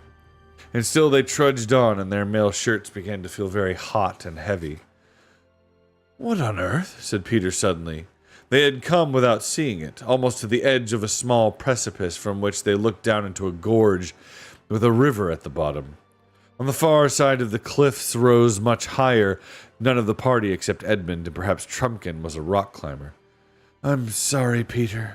I'm sorry," said Peter. "It's my fault for coming this way. We're lost. I've never seen this place in my life before." The dwarf gave a low whistle between his teeth. "Oh, do let's go back and go the other way," said Susan. "I knew all along we'd get lost in these woods." "Susan," said Lucy reproachfully, "I don't nag at Peter like that. It's so rotten, and he's doing all he can." "And don't you snap at Sue like that either," said Edmund. "I think she's quite right." "Oh, tubs and tortoise shells," exclaimed Trumpkin. "If we've got lost coming, what chance here are we of finding our way back? And for to go back to the island and begin all over again, even supposing we could, might as well give the whole thing up. Miraz will have finished with Caspian before we get there at any rate." "Well, you think we ought to go on," said Lucy. "I'm not sure the High King is lost," said Trumpkin. "What's to hinder this river being the rush?" Because the rush is not in a gorge, said Peter, keeping his temper with some difficulty. Your Majesty says is, replied the dwarf. But oughtn't you say was? You knew this country hundreds, if not maybe 1,000 years ago. Maybe it's changed. A landslide might have pulled off half the side of that hill, leaving bare rock, and there are your precipices beyond the gorge. Then the rush might go on deepening its course year after year till you get the little precipices this side, or there might have been an earthquake or anything. Oh, I never thought of that, said Peter. And anyway, continued Trumpkin, even if this is not the rush, it's flowing roughly north, and so it must fall into the great river anyway. I think I passed something that might have been it on my own way down. So, if we go downstream to our right, we'll hit the great river. Perhaps not so high as we'd hoped, but at least we'll be no worse off than you'd come my way. Trumpkin, you're a brick, said Peter. Come on then, down this side of the gorge. Look, look, look, said Lucy. What? Where? Everyone asked. The lion, said Lucy. Aslan himself, didn't you see? Her face had changed completely and her eyes shone. Do you really mean? Began Peter. Where did you think you saw him? Asked Susan. Oh, don't talk like a grown-up, said Lucy, stamping her foot. I don't think I saw him. I saw him. Where, Lou? Asked Peter. Right up there, between those mountain ashes. No, this side of the gorge. And up, not down. Just the opposite of the way you want to go. And he wanted us to go up where he was. Up there. How do you know that was what he wanted? Asked Edmund. I just know, said Lucy, by his face. The others all looked at each other in puzzled silence. Her Majesty may well have seen a lion, put in Trumpkin. There are lions in these woods, I've been told. But it needn't have been a friendly and talking lion any more than the bear was a friendly and talking bear. Oh, don't be so stupid, said Lucy. Do you think I know Aslan when I see him? He's a pretty elderly lion by now, said Trumpkin, and he's one you know when you were here before. And if it could be the same one, what's to prevent him having gone wild and witless like so many others? Lucy turned crimson, and I think she would have flown at Trumpkin if Peter had not laid his hand on her arm. The DLF doesn't understand. How could he? You must just take it, Trumpkin, that we do really know about Aslan. A little bit about him, I mean. And you mustn't talk about him like that again. It isn't lucky for one thing, and it's all nonsense for another. The only question is whether Aslan was really there. But I know he was, said Lucy, her eyes filling with tears. Yes, Lou, but we don't, you see, said Peter. And there's nothing for it but a vote, said Edmund. All right, replied Peter. You're the eldest, DLF. What do you vote for, up or down?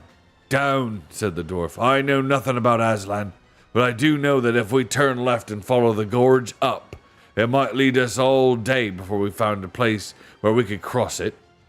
Whereas if we turn right and go down, we're bound to reach the great river in about a couple of hours. And if there are any real lions about, we want to go away from them, not towards them. What about you? What do you say, Susan? Don't be angry, Lou, said Susan.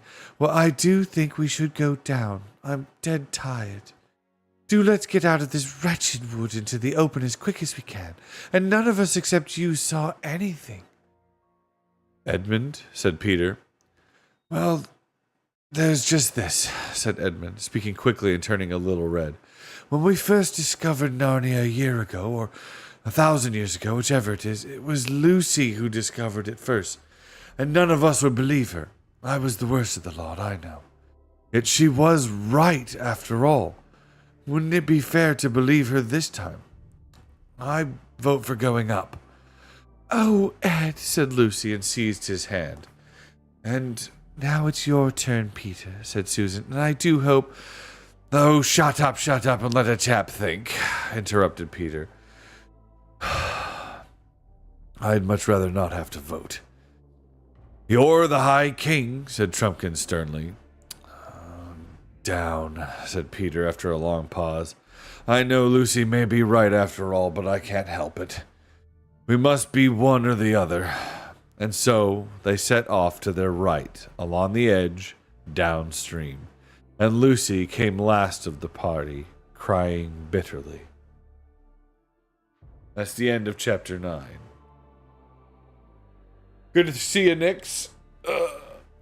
Mevern, good to see you. Welcome in, welcome in. A fellow fan of Narnia. Yes, we all like Narnia here. Mr. and the Mrs., good to see you, battle brother and sister. Hope you two are doing well. God bless you and your family. Thank you, Creepy Pro. Appreciate you, brother. Welcome in. Yeah, we're just going to keep chugging along. So this is chapter 10. The Return of the Lion. I remember being so mad at everyone who said down. I know. Really, Edmund gave the most sense, didn't he? You know what I mean? He's like, we didn't trust Lucy the first time when we came to Narnia. We should definitely trust her now. She's no reason to lie or be mistaken. She knows Aslan well. Honestly, Peter choosing to not believe her surprises me most of all about that conversation. Susan making that choice, I understand. Trumpkin makes sense, but Peter saying down, that's what I don't understand about that one. Huh? It doesn't disturb me. It just I think Peter would have chosen to listen to Sue or to Lucy. But I didn't write the book. So, it's still a great story. Chapter 10. The Return of the Lion. To keep along the edge of the gorge was not so easy as it had looked. Before they had gone many yards, they were confronted with young fir woods growing on the very edge, and after they had tried to go through these, stooping and pushing for about 10 minutes, they realized that in there it would take them an hour to do half a mile. So they came back and out again, and decided to go round the fir wood. This took them much farther to their right than they wanted to go, far out of sight of the cliffs and out of sound of the river, till they began to be afraid they had lost it altogether. Nobody knew the time, but it was getting to the hottest part of the day, when they were able at last to go back to the edge of the gorge. Nearly a mile below the point from which they had started, they found the cliffs on their side of it a good deal lower and more broken. Soon they found a way down into the gorge and continued the journey at the river's edge. But first they had a rest and a long drink. No one was talking any more about breakfast or even dinner with Caspian. They may have been wise to stick to the rush instead of going along the top. It kept them sure of their direction, and ever since the fir wood, they had all been afraid of being forced too far out of their course and losing themselves in the wood. It was an old and pathless forest, and you could not keep anything like a straight course in it. Patches of hopeless brambles, fallen trees, boggy places, and dense undergrowth would be always getting in your way. But the gorge of the Rush was not at all a nice place for traveling either. I mean, it was not a nice place for people in a hurry. For an afternoon's ramble ending in a picnic tea, it would have been delightful. It had everything you could want on an occasion of that sort. Rumbling waterfalls, silver cascades, deep amber-colored pools, mossy rocks, and deep moss on the banks, in which you could sink over your ankles, every kind of fern, jewel-like dragonflies, sometimes a hawk overhead, and once, Peter and Trumpkin both thought, an eagle. But of course, what the children and the dwarf wanted to see as soon as possible was the great river below them, and Baruna, and the way to Aslan's How. As they went on, the rush began to fall more and more steeply. Their journey became more and more of a climb and less of a walk. In places, even a dangerous climb over slippery rock with a nasty drop into dark chasms, and the river roaring angrily at the bottom. You may be sure they watched the cliffs on their left eagerly for any sign of a break or any place where they could climb them. But those cliffs remained cruel. It was maddening. because everyone knew that if once they were out of the gorge on that side, they would have only a smooth slope and a fairly short walk to Caspian's headquarters. The boys and the dwarf were now in favor of lighting a fire and cooking their bear meat. Susan didn't want this. She only wanted, as she said, to get on and finish it and get out of these beastly woods. Lucy was far too tired and miserable to have any opinion about anything, but as there was no dry wood to be had, it mattered very little what anyone thought. The boys began to wonder if raw meat was really as nasty as they had always been told. Trumpkin assured them it was. Of course, if the children had attempted a journey like this a few days ago in England, they would have been worn out. I think I have explained before how Narnia was altering them. Even Lucy was by now, so to speak, only 1/3 of a little girl going to boarding school for the first time, and 2/3 of Queen Lucy of Narnia. "Oh, at last," said Susan. "Oh, hurrah," said Peter. The river gorge had just made a bend, and the whole view spread out beneath them. They could see open country stretching before them to the horizon, and between it and them the broad silver ribbon of the great river. They could see the specially broad and shallow place which had once been the fords of Beruna, but was now spanned by a long, many-arched bridge. There was a little town at the far end of it. "By Jove," said Edmund, "we fought the Battle of Beruna just where that town is." This cheered the boys more than anything. You can't help feeling stronger when you look at a place where you won a glorious victory, not to mention a kingdom, hundreds of years ago. Peter and Edmund were soon so busy talking about the battle that they forgot their sore feet and the heavy drag of their mail shirts on their shoulders. The dwarf was interested too. They were all getting on at a quicker pace now. The going became easier, though there were still sheer cliffs on their left. The ground was becoming less and lower on their right. Soon it was no longer a gorge at all, only a valley. There were no more waterfalls, and presently they were in fairly thick woods again. Then, all at once, whiz! A sound rather like a stroke of a woodpecker. The children were still wondering where, ages ago, they had heard a sound just like that, and why they disliked it so, when Trumpkin shouted, "Down!" and at the same moment forcing Lucy, who happened to be next to him, flat onto the bracken. Peter had been looking up to see if he could spot a squirrel, had seen what it was. A long, cruel arrow had sunk into a tree trunk just above his head. As he pulled Susan down and dropped himself, another came rasping over his shoulder and struck the ground at his side. "Quick, quick, quick! Crawl, panted Trumpkin. They turned and wriggled along uphill under the bracken in clouds of horribly busy flies. Arrows whizzed round them. One struck Susan's helmet with a sharp ping and glanced off. They crawled quicker, sweat pouring off them. Then they ran, stooping nearly double. The boys held their swords in their hands for fear they would trip them up. It was heartbreaking work. All uphill again, back over the ground they had already traveled when they felt that they really couldn't run any more. Even to save their lives, they all dropped down in the damp moss beside a waterfall and behind a big boulder, panting. They were surprised to see how high they had already got.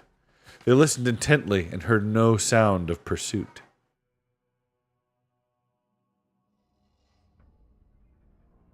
All right, we're going to take another ad break. The ads are here again.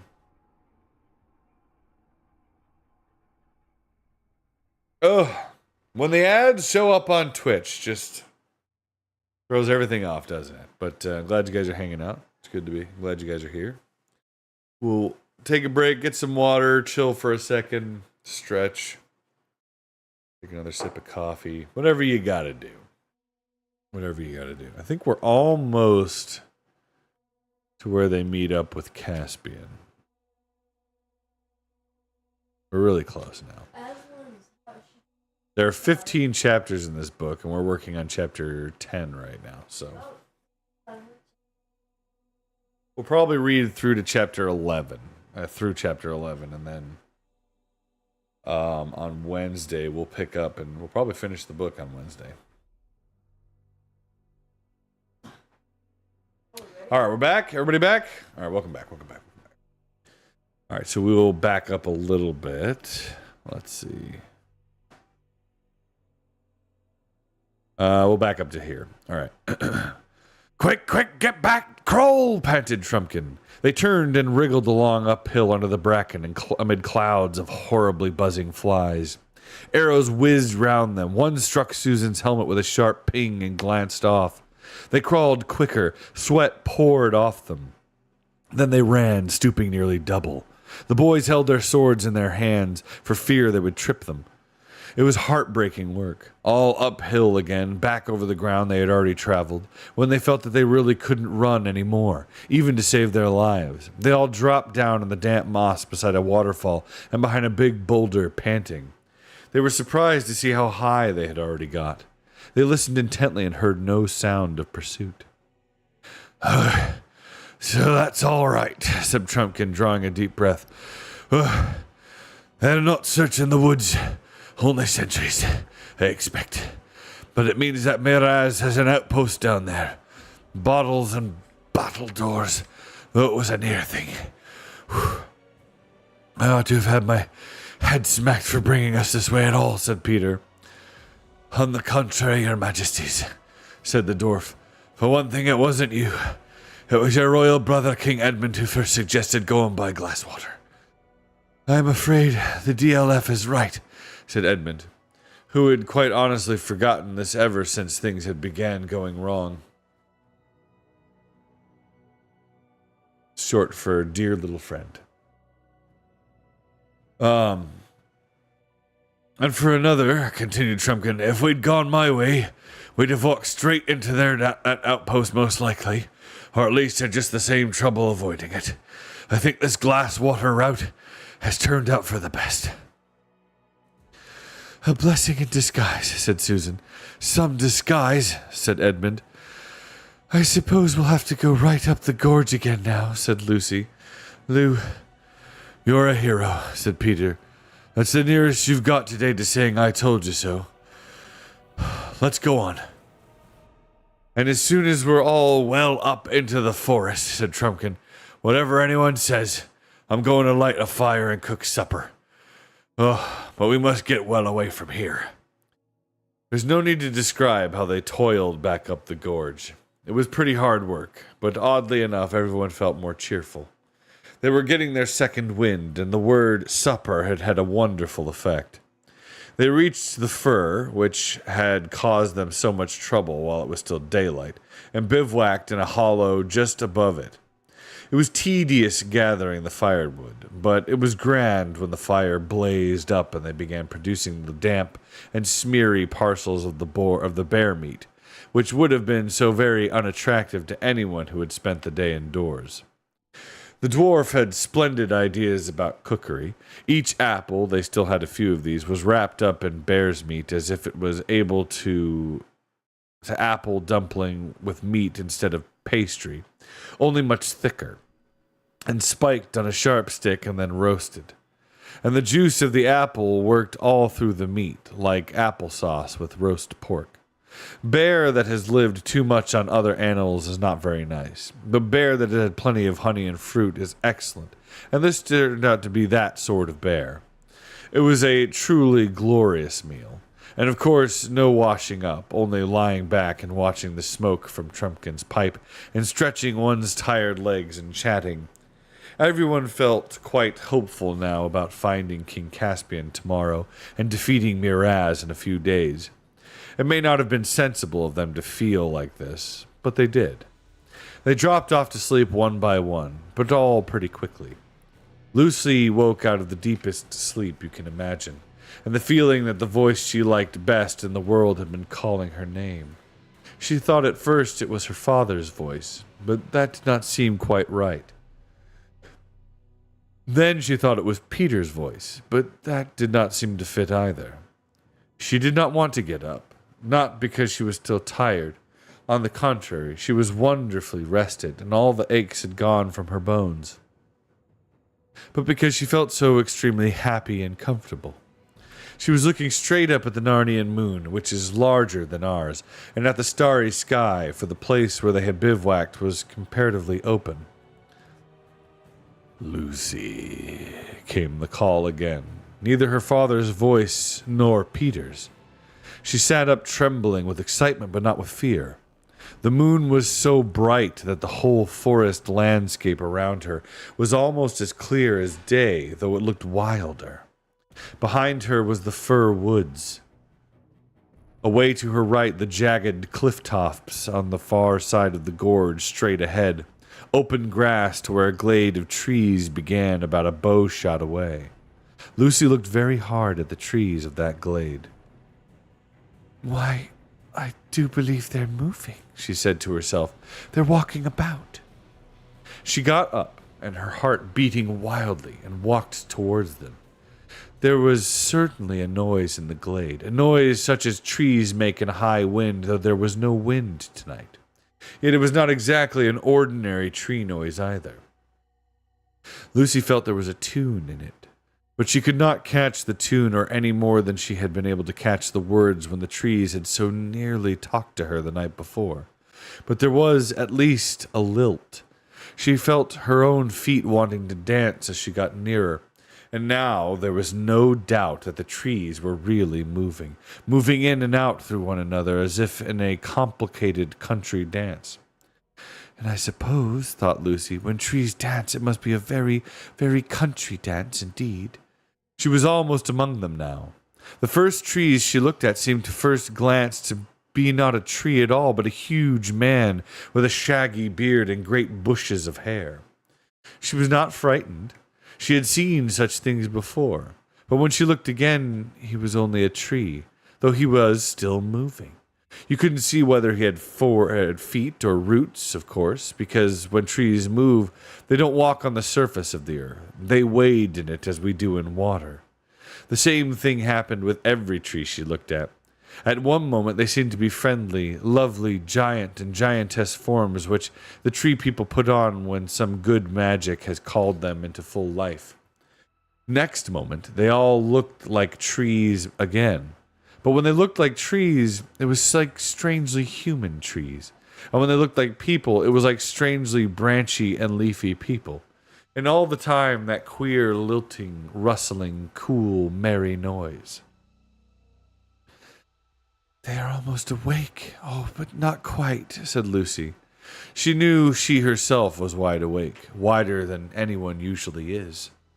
She went fearlessly in among them, dancing herself as she leapt this way and that to avoid being run into by these huge partners, but she was only half interested in them. She wanted to get beyond them to something else. It was from beyond them that the dear voice had called. She soon got through them, half wondering whether she had been using her arms to push branches aside, or to take hands in a great chain with big dancers who stooped to reach her, for they were really a ring of trees round a central open place. She stepped out from among their shifting confusion of lovely lights and shadows. A circle of grass, smooth as a lawn, met her eyes, with dark trees dancing all around it. And then, oh joy! For he was there, the huge lion shining white in the moonlight, with his huge black shadow underneath him. But for the movement of his tail, he might have been a stone lion. But Lucy never thought of that.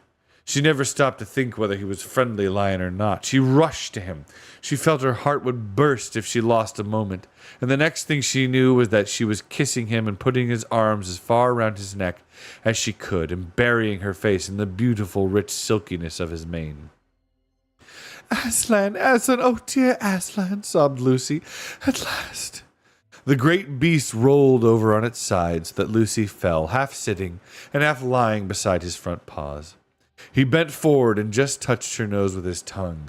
His warm breath came all round her. She gazed up into the large, wise face. "Welcome, child," he said.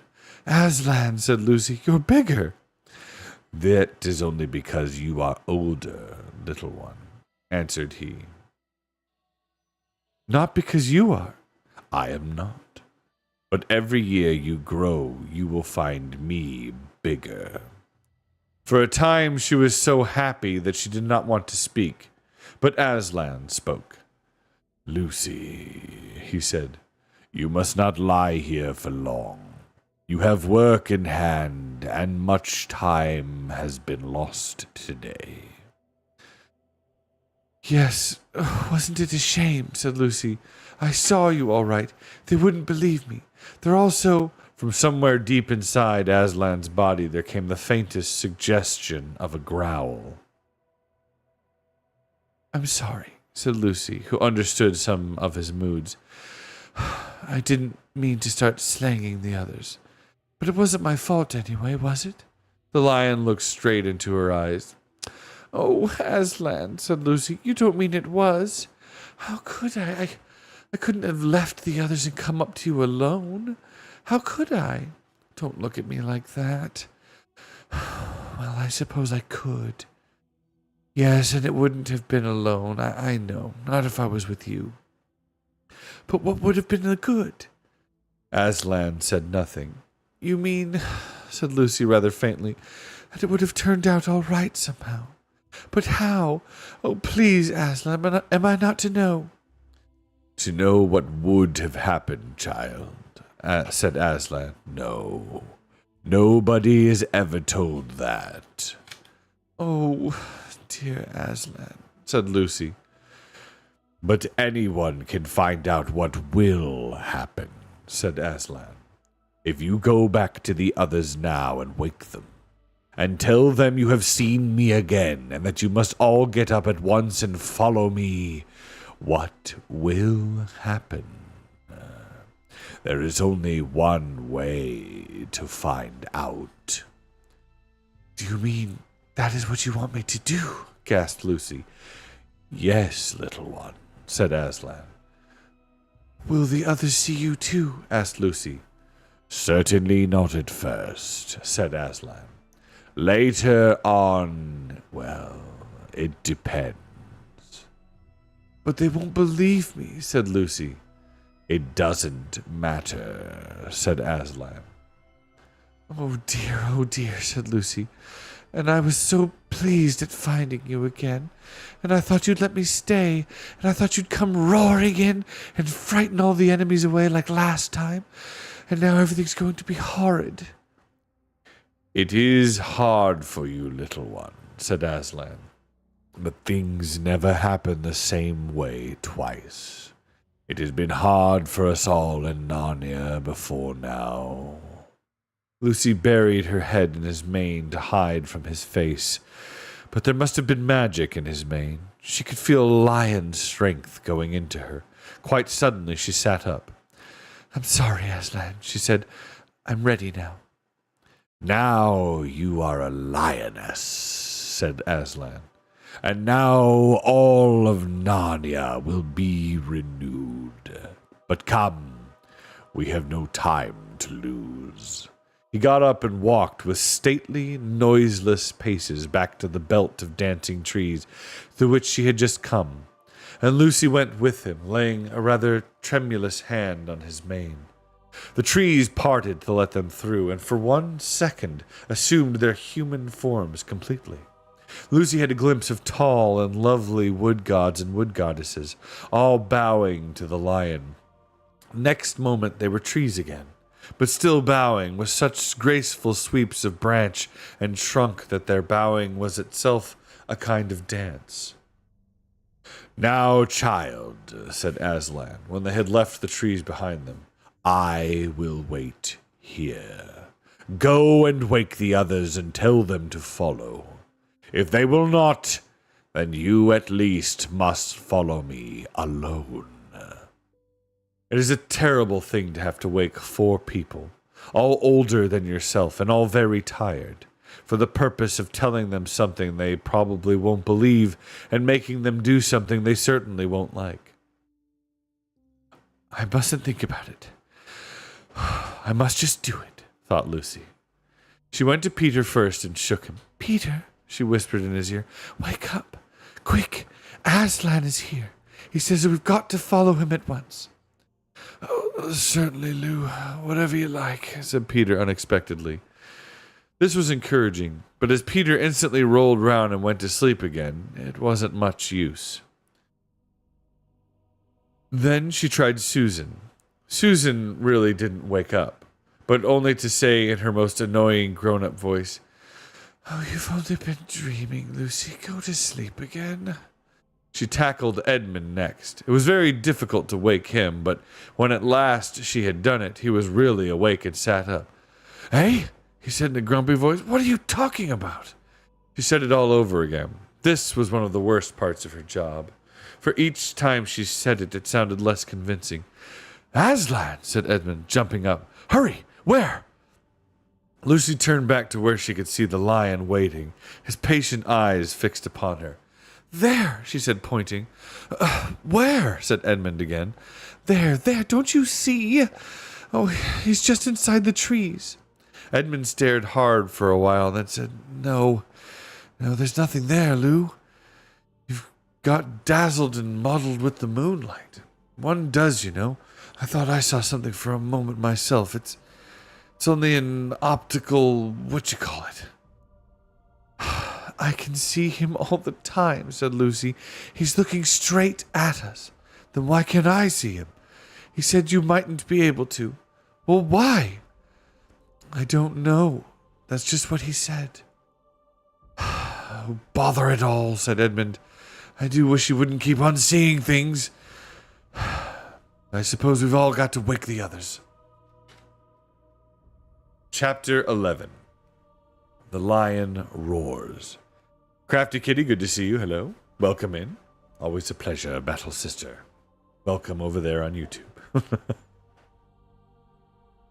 And Critter Hymns, thanks for the lurk on Twitch. I appreciate that.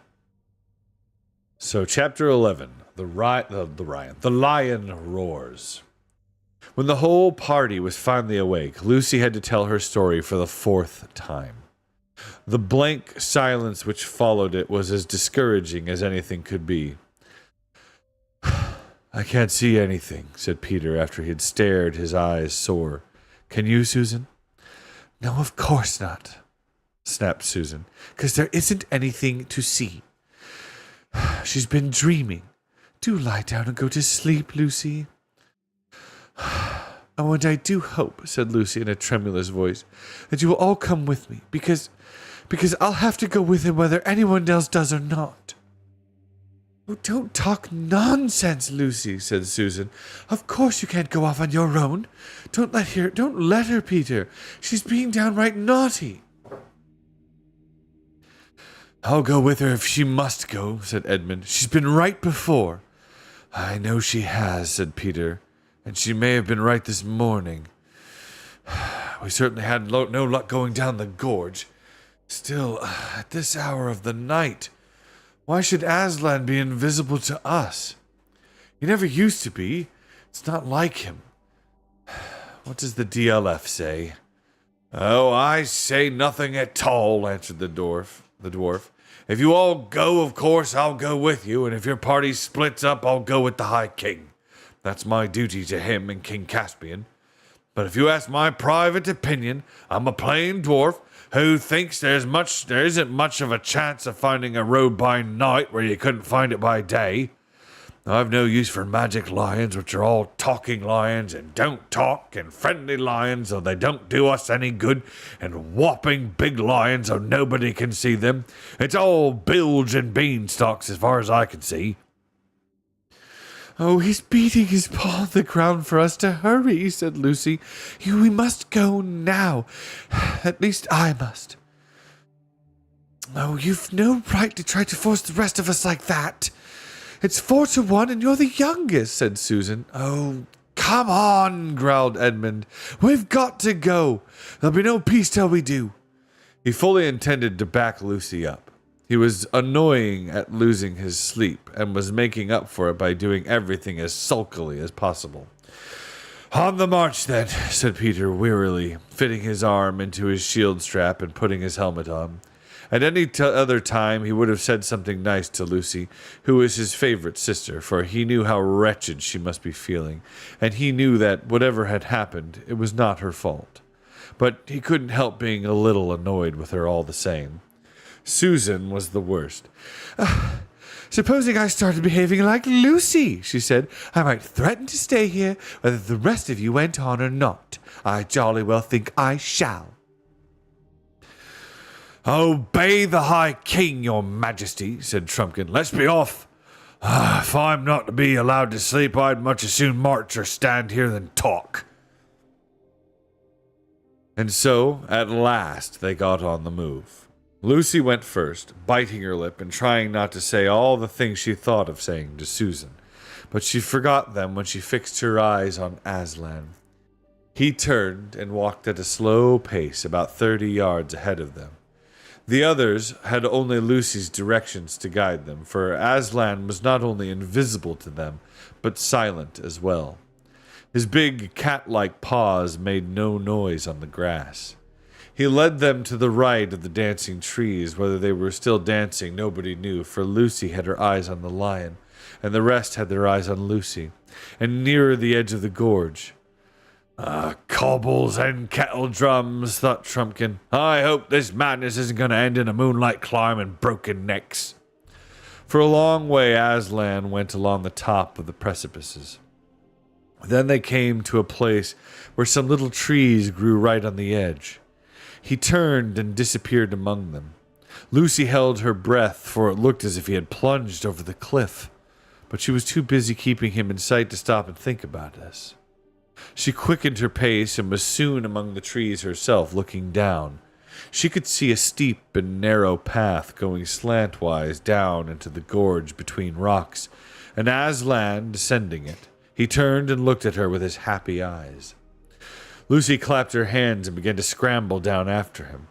From behind her, she heard the voices of the others shouting, Hi, Lucy, look out, for goodness sake! Oh, you're right on the edge of the gorge, come back! And then a moment later, Edmund's voice saying, No, she's right, there's a chance down that way. Halfway down the path, Edmund caught up with her. Look, he said in great excitement, look! What's that shadow crawling down in front of us? It's his shadow, said Lucy. I do believe you're right, Lou, said Edmund. I can't think how I didn't see it before. But where is he? With his shadow, of course. Can't you see him? Well, I almost thought I did. For a moment. It's such a rum light. Go on, King Edmund, get on, came Trumpkin's voice from behind and above, and then rather farther behind, and still nearly at the top. Peter's voice saying, Oh, buck up, Susan. Give me your hand. Why, a baby could get down here, and do stop grousing. In a few moments they were at the bottom, and the roaring of water filled their ears. Treading delicately like a cat, Aslan stepped from stone to stone across the stream. In the middle he stopped, bent down to drink, and as he raised his shaggy head, dripping from the water, he turned his face to them again. This time Edmund saw him. Oh, Aslan, he cried, darting forward, but Aslan whisked round and began padding up the slope on the far side of the rush. Peter! Peter! Cried Edmund. Did you see? I saw something, said Peter, but it's so tricky in the moonlight. On we go, though, and 3 cheers for Lucy. I don't feel half so tired now, either. Aslan, without hesitation, led them to their left, further up the gorge. The whole journey was odd and dreamlike. The roaring stream, the wet gray grass, the glimmering cliffs which they were approaching, and always the glorious, silently pacing beast ahead. Everyone except Susan and the dwarf could see him now. Presently they came to another steep path, up the face of the farther precipices. These were far higher than the ones they had just descended, and the journey up them was a long and tedious zigzag.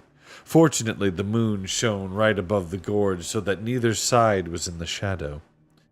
Lucy was nearly blown when the tail and hind legs of Aslan disappeared over the top, but with one last effort, she scrambled after him, came out, rather shaky-legged and breathless, on the hill they had been trying to reach ever since they left Glasswater. The long, gentle slope, heather and grass and a few very big rocks that shone white in the moonlight, stretched up to where it vanished in a glimmer of trees above half a mile away. She knew it. It was the hill of the stone table. With a jingling of mail, the others climbed up behind her. Aslan glided on before them, and they walked after him. Lucy, said Susan in a very small voice. Yes, said Lucy. I see him now. I'm sorry. That's all right. But I've been far worse than, I really believed it was him. Yesterday, when he warned us not to go down to the fir wood, I really believed it was him tonight when you woke us up. Deep down inside, or I could have if I'd let myself. But I just wanted to get out of the woods, and I don't know. And whatever am I to say to him? Perhaps you won't need to say much, suggested Lucy. Soon they reached the trees, and through them the children could see the great mound, Aslan's How, which had been raised over the table since their days. Oh, our side don't keep very good watch, muttered Trumpkin. We ought to have been challenged before now. Hush, said the other four, for now Aslan had stopped and turned and stood facing them, looking so majestic that they felt as glad as anyone who feels afraid.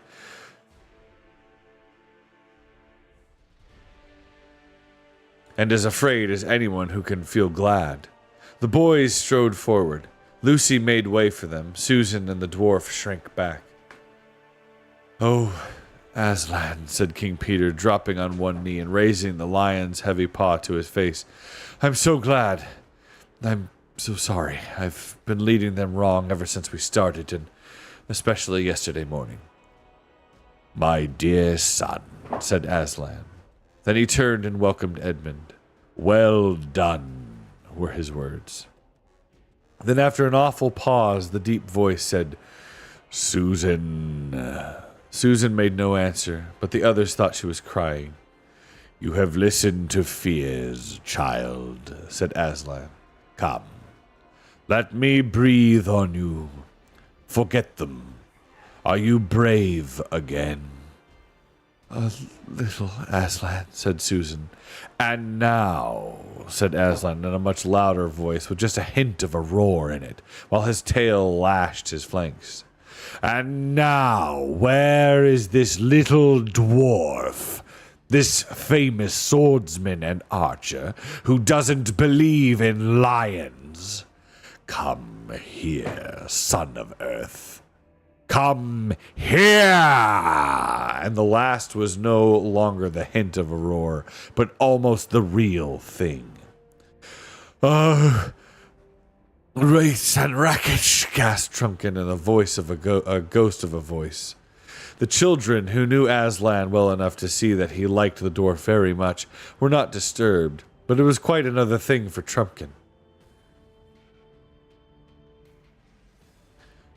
It was quite another thing for Trumpkin, who had never seen a lion before, let alone this lion. He did the only sensible thing he could have done. That is, instead of bolting, he tottered toward Aslan. Aslan pounced. Have you ever seen a very young kitten being carried in the mother cat's mouth? It was like that.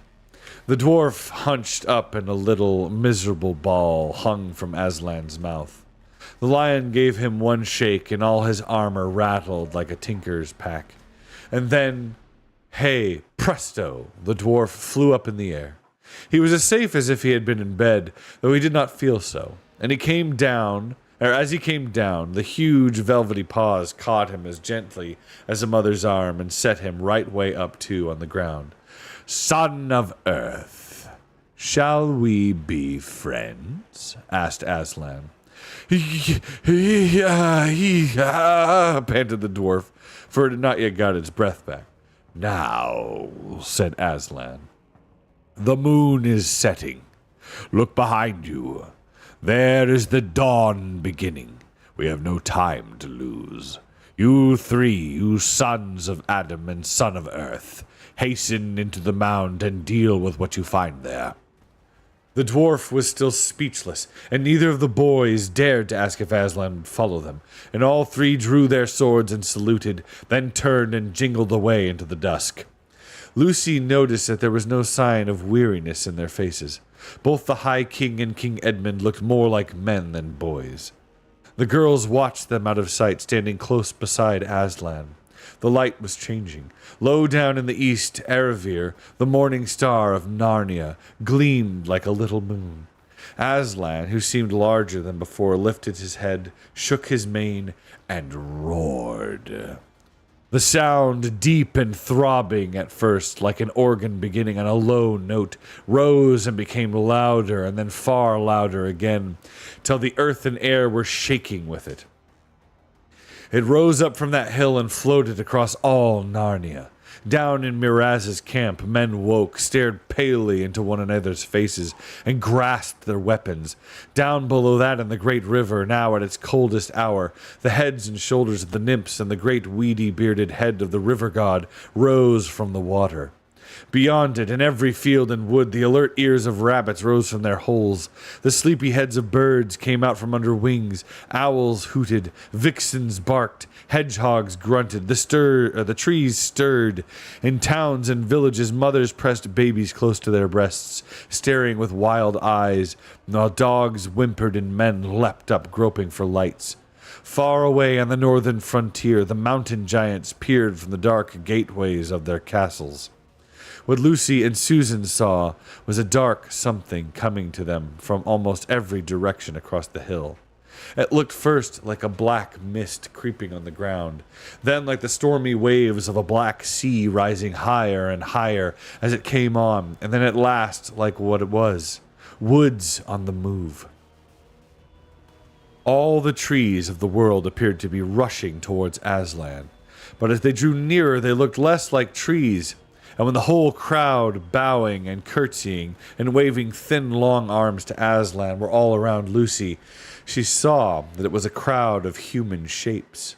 Pale birch girls were tossing their heads, willow women pushing back their hair from their brooding faces to gaze on Aslan. The queenly birches stood still and adored him. Shaggy oak men, lean and melancholy elms, shock-headed hollies, dark themselves, but their wives all bright with berries, and gay rowans all bowed and rose again, shouting, "Aslan! Aslan!" in their various husky or creaking or wave-like voices. The crowd and the dance round Aslan, for it had become a dance once more, grew thick and rapid that Lucy was confused. She never saw where certain other people came from, who were soon capering about among the trees. One was a youth, dressed only in a fawn skin, with vine leaves wreathed in his curly hair. His face would have been almost too pretty for a boy's, if it had not looked so extremely wild. You felt, as Edmund said when he saw him a few days later, "There's a chap who might do anything, absolutely anything." He seemed to have a great many names. Bramios, Bessarius, and the Ram were three of them. There were a lot of girls with him, as wild as he. There was even unexpectedly someone on a donkey, and everybody was laughing, and everyone was shouting out, "You on! You on! You! It is a romp, Aslan," cried the youth, and apparently it was. But nearly everyone seemed to have a different idea as to what they were playing. It may have been Tig, but Lucy never discovered who was it. It was rather like Blind Man's Buff, only everyone behaved as if they were blindfolded. Oh, we're in an ad. Hold on. It's sort of like tag. Yeah. Yeah. We're going to pause for just a second, and we're going to have the... keep going just a moment. The ads have arrived again. Always the ads. Everybody take a sip, kick back, and relax. A couple more pages to go, and we'll be done.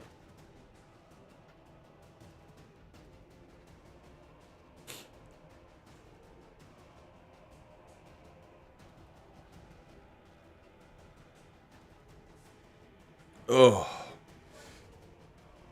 So we're getting close to the climax of the tale. We're more than halfway. We probably got a quarter of the book left.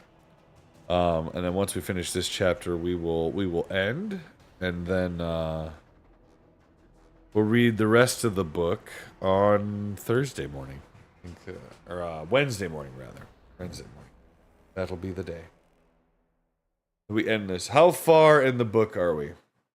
Ask Crafty Kitty. Like I said, we have about a quarter of the book left. So we are in chapter 11 right now, and there are 15 chapters. So we're almost done. When we read again on Wednesday morning, we'll be finished with the book. Are we back from the ads? We're back from the ads. Let me know if we are. Give a thumbs up in chat or whatever. We should be good. We'll keep going. Hopefully it is the case. Oh. Alright, I think we are. Alright, we're going to backtrack just a little bit. Alright, we're back.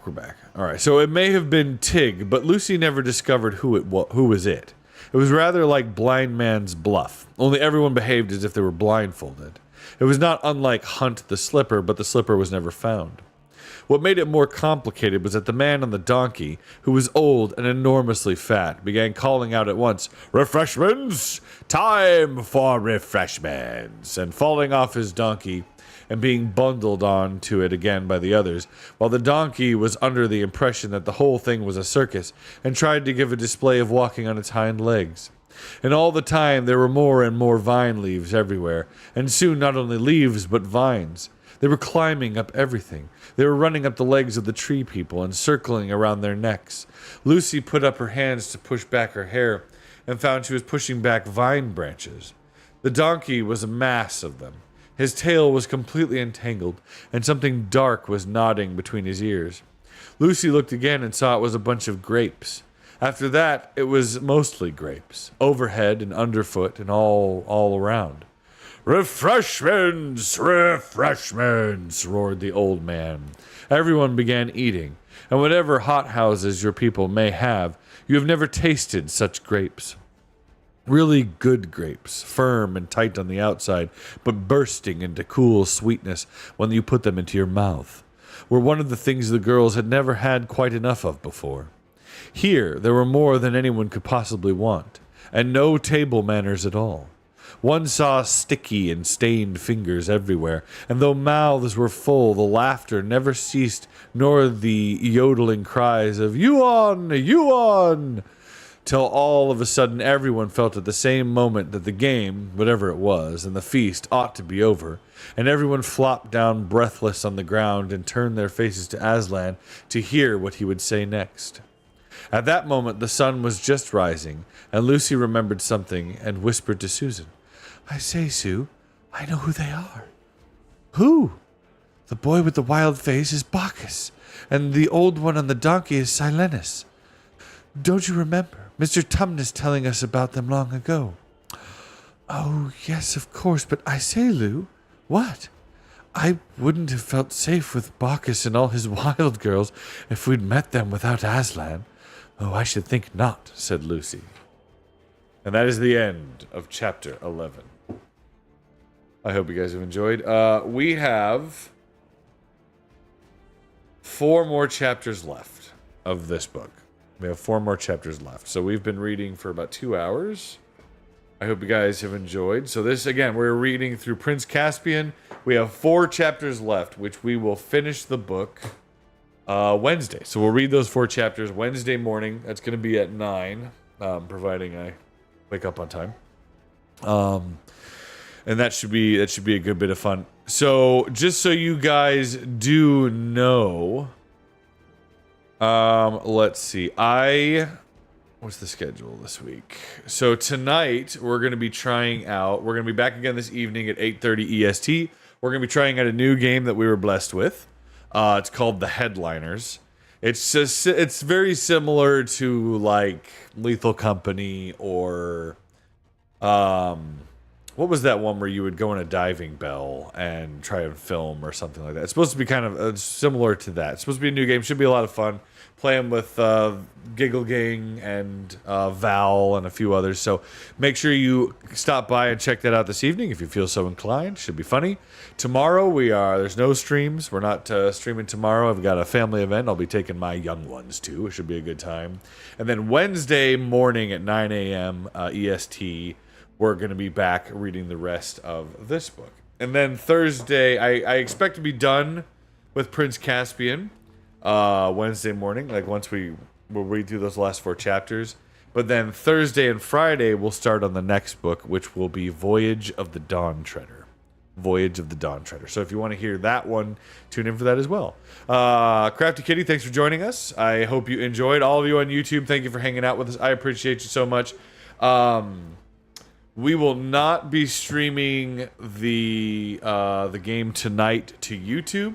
I am sorry about that. It's just it takes a lot of bandwidth to stream to 2 different platforms and the way I currently have things set up. But Friday, just so you guys do know, we had scheduled to just do Gardic Phone. I forgot that I am going to be participating in Game of Favorites over on P. Tony's channel. So check that out. Make sure you check that out. We're going to go, I'll see if I can stream that to YouTube as well, if you guys have never seen the Game of Favorites. But if not, try and come over, look on Twitch, or I'll post the VODs for those. But after we are done with Game of Favorites on Friday, then we'll switch over and I'll be playing we'll be playing Gardic Phone as we had scheduled as well. So keep an eye on for that. I will stream Gardic Phone to both platforms for sure. So make sure you hang out. I'll see you guys later. I understand. See you Thursday then. Yes. See you Wednesday morning. I'll see you guys Wednesday morning for the rest of Prince Caspian. And then I'll see you guys Thursday and Friday morning as well for that. So I'll talk to you guys later. You guys have a good night. Say goodbye. Say goodbye to YouTube. Goodbye, YouTube. Goodbye. Thanks for